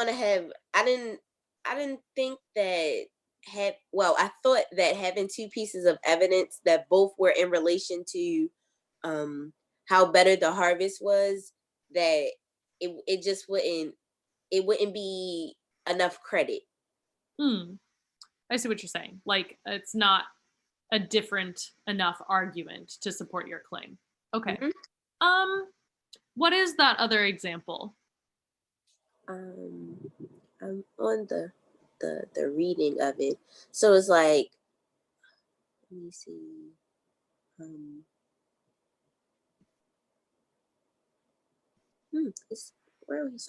So it's like, moreover, it was the biggest harvest that the farm had ever seen. There was no wastage whatsoever. The hens and ducks with their sharp eyes had gathered up the very last stalk, and not an animal on the farm had stolen so much as a mouthful. So it's like they both have something to do with the harvest, kind of. And then I didn't want to repeat it. And after the thesis that I have now, she approved it. The last thesis that I have, she didn't. So it's like, yeah, she said if she approved it, then it's good, and you just need to, like write out the rest of it. But it's like I don't want to put another piece of evidence that has to do with the harvest, because I feel like it's just not enough. Okay, I see what you're saying. I would use that, like that also, that quote that you just told me, lump that in with your first, with this one that we talked about, right? Okay, so make those the same argument, but let's come up with one other good thing that happened after they rebelled. And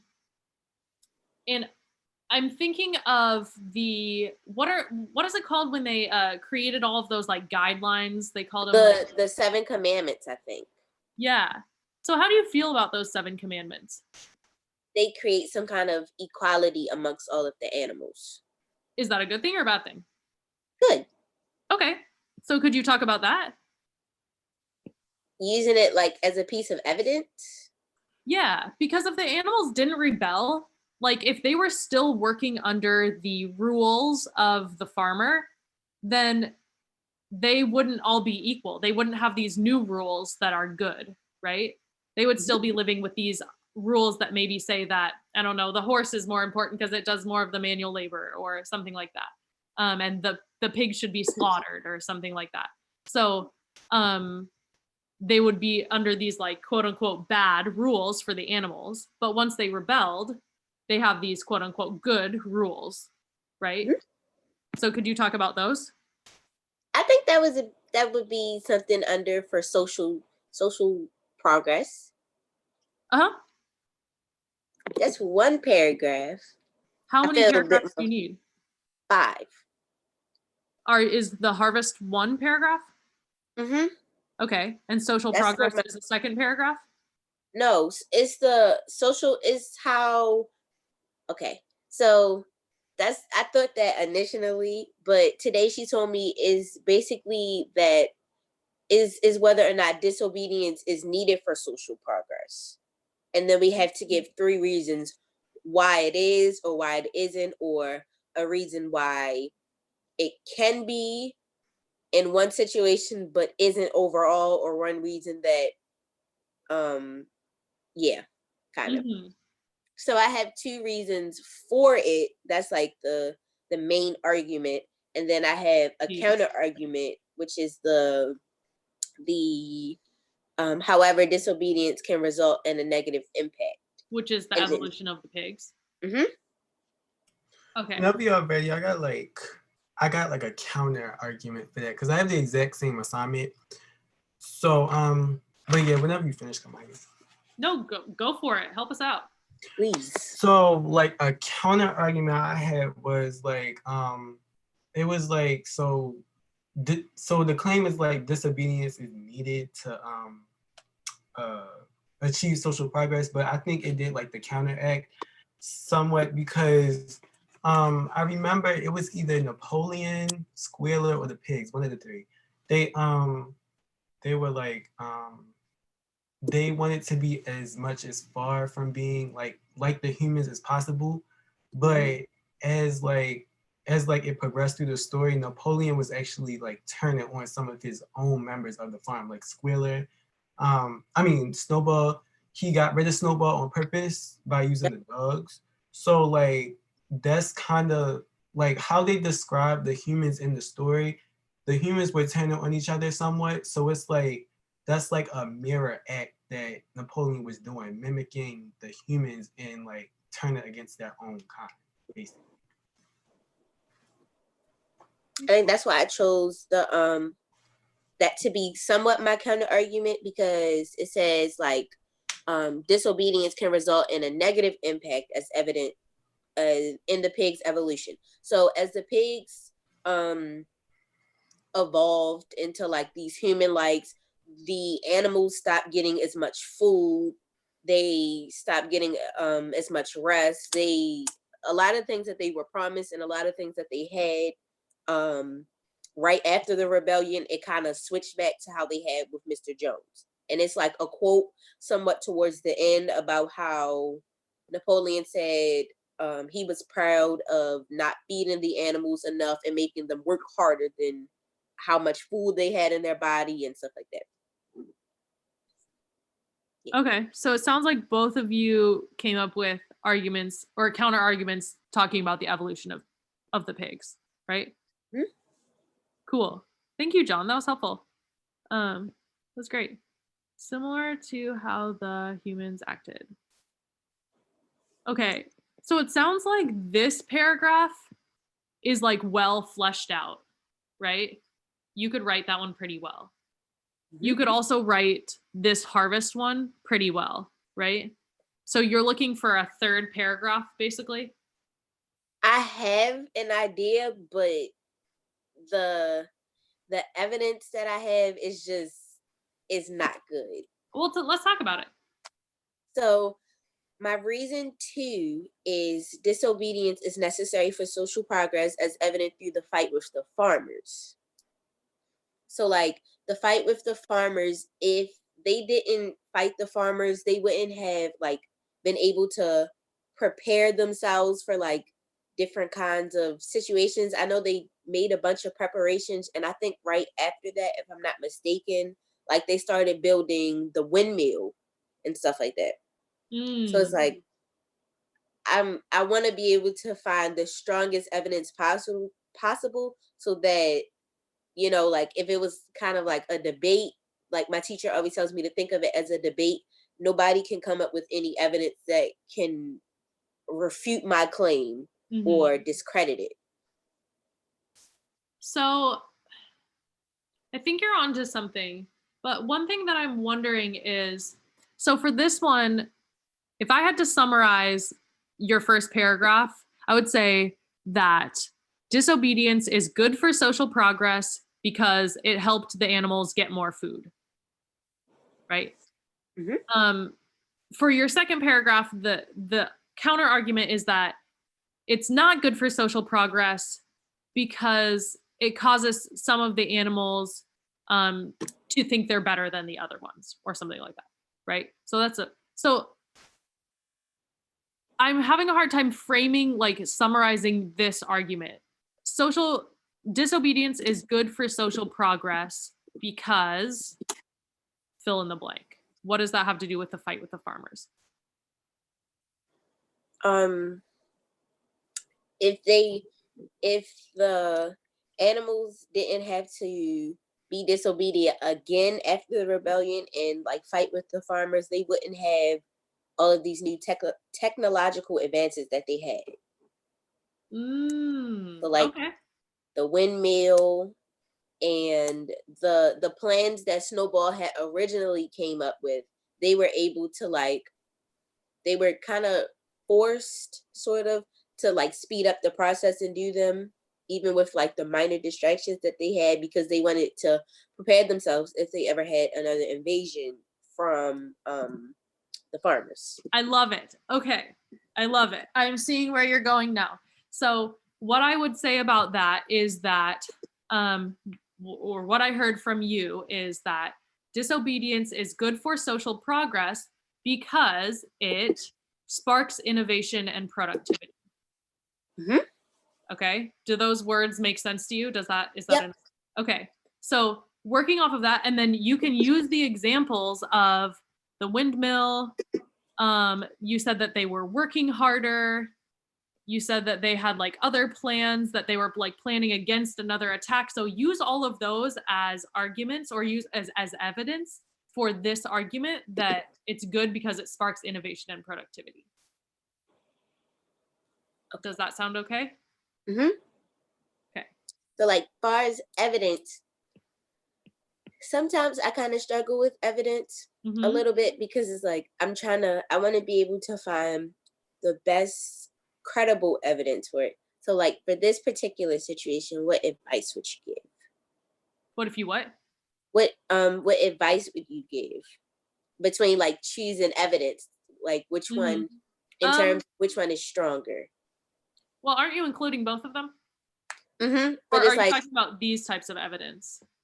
no, like I have to include two of them, but like what if there are like 3 or 4 pieces of evidence that all sound like they would go with it? But how do you differentiate which pieces of evidence are better or stronger than the other ones?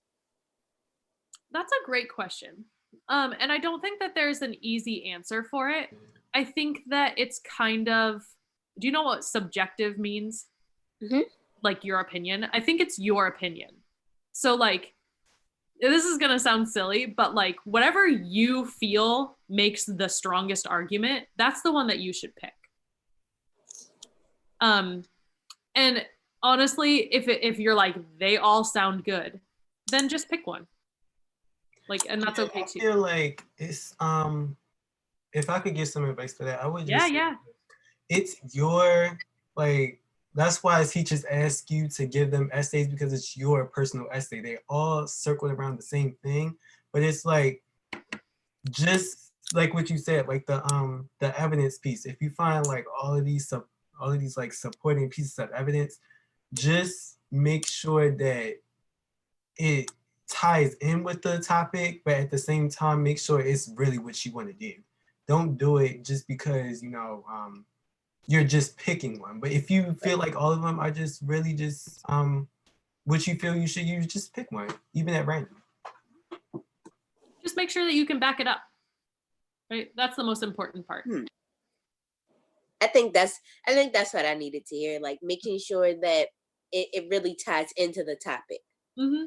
It's like sometimes it's like maybe part of the evidence does, but it doesn't really. But the other piece of evidence, it ties directly to it. Yeah. I would also say trust yourself. Like it sounds like you're doubting yourself a lot, and that makes sense because the last like thesis statement that you wrote got turned down, and then that can make you like self-doubt a little bit. And I understand that. But now you're like, she totally approved your thesis statement. We've talked it out. Like all you have to do is be confident that you are going to write a good essay. And so like trust yourself that you're going to pick the best evidence. Just go all the way now. That's all you have to do. Yeah. Okay. I think I feel good. Good. Overall. And John, you're amazing. Thank you for all of your help and your insight. This was super, super helpful. I'm so glad you're on here. No problem. I was doing it. All right, y'all. John, did you have a specific question? We only have a couple minutes left, but a specific question. Mm-mm. Okay. I mean, like, I didn't even look into my essay yet, and it's due on Tuesday, but like all of this, I really think I could use it. Okay. But like, could you like send me some of these notes? I won't copy it word for word because like it's like Kamai's main essay, but like I'll like switch it up a little bit, I guess. Yes. Kamaya, is that okay with you if Yes. Okay.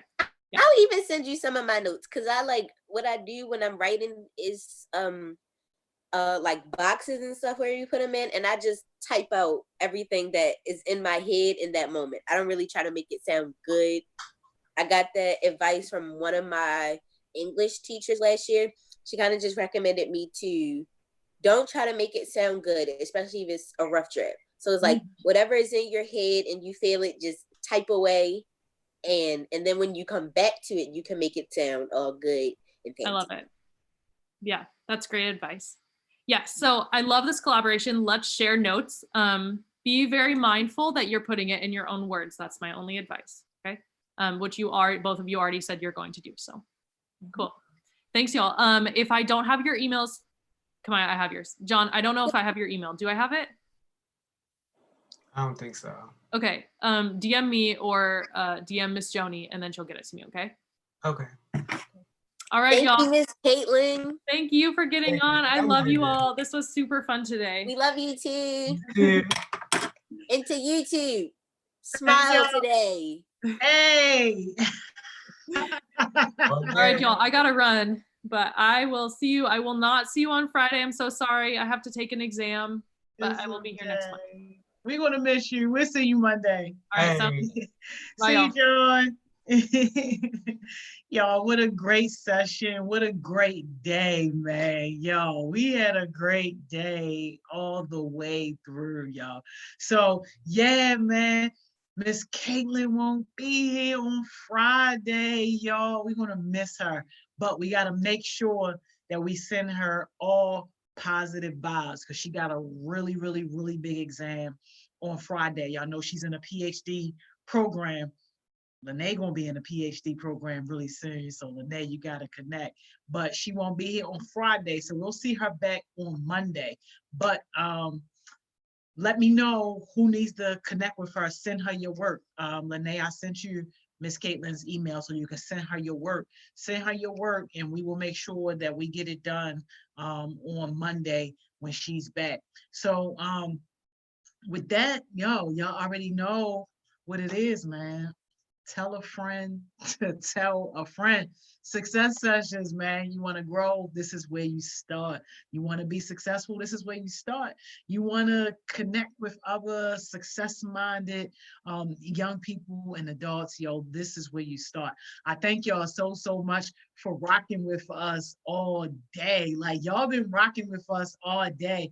And Kamaya Success Sessions and Baby Barack, yo, y'all like a power team. Like, yo, y'all need to be on here more often. Y'all might even need to just put together your own little lesson and do something. Maybe on Miss Simone session or Miss Mo session or something like that. Cause yeah, y'all like a little power team. That would be amazing. And Lene, you in the 19th grade. How are you not on here teaching some stuff? Like, yo, yeah, you learning this stuff we doing as seniors and juniors. You talking about you learned it in the 2nd grade. Yo, come on, man. Share your knowledge. Stop playing with us. But all right, so what's today? Today is Wednesday. So we have Winning Wednesdays, Miss England. So if y'all still rocking with us later, we'll see y'all back here at 6 o'clock with Miss England. You know, she always bring the fire. Then if not, I see y'all right back here at 10 o'clock tomorrow. So enjoy the rest of your day. If I don't see y'all later, and do something productive.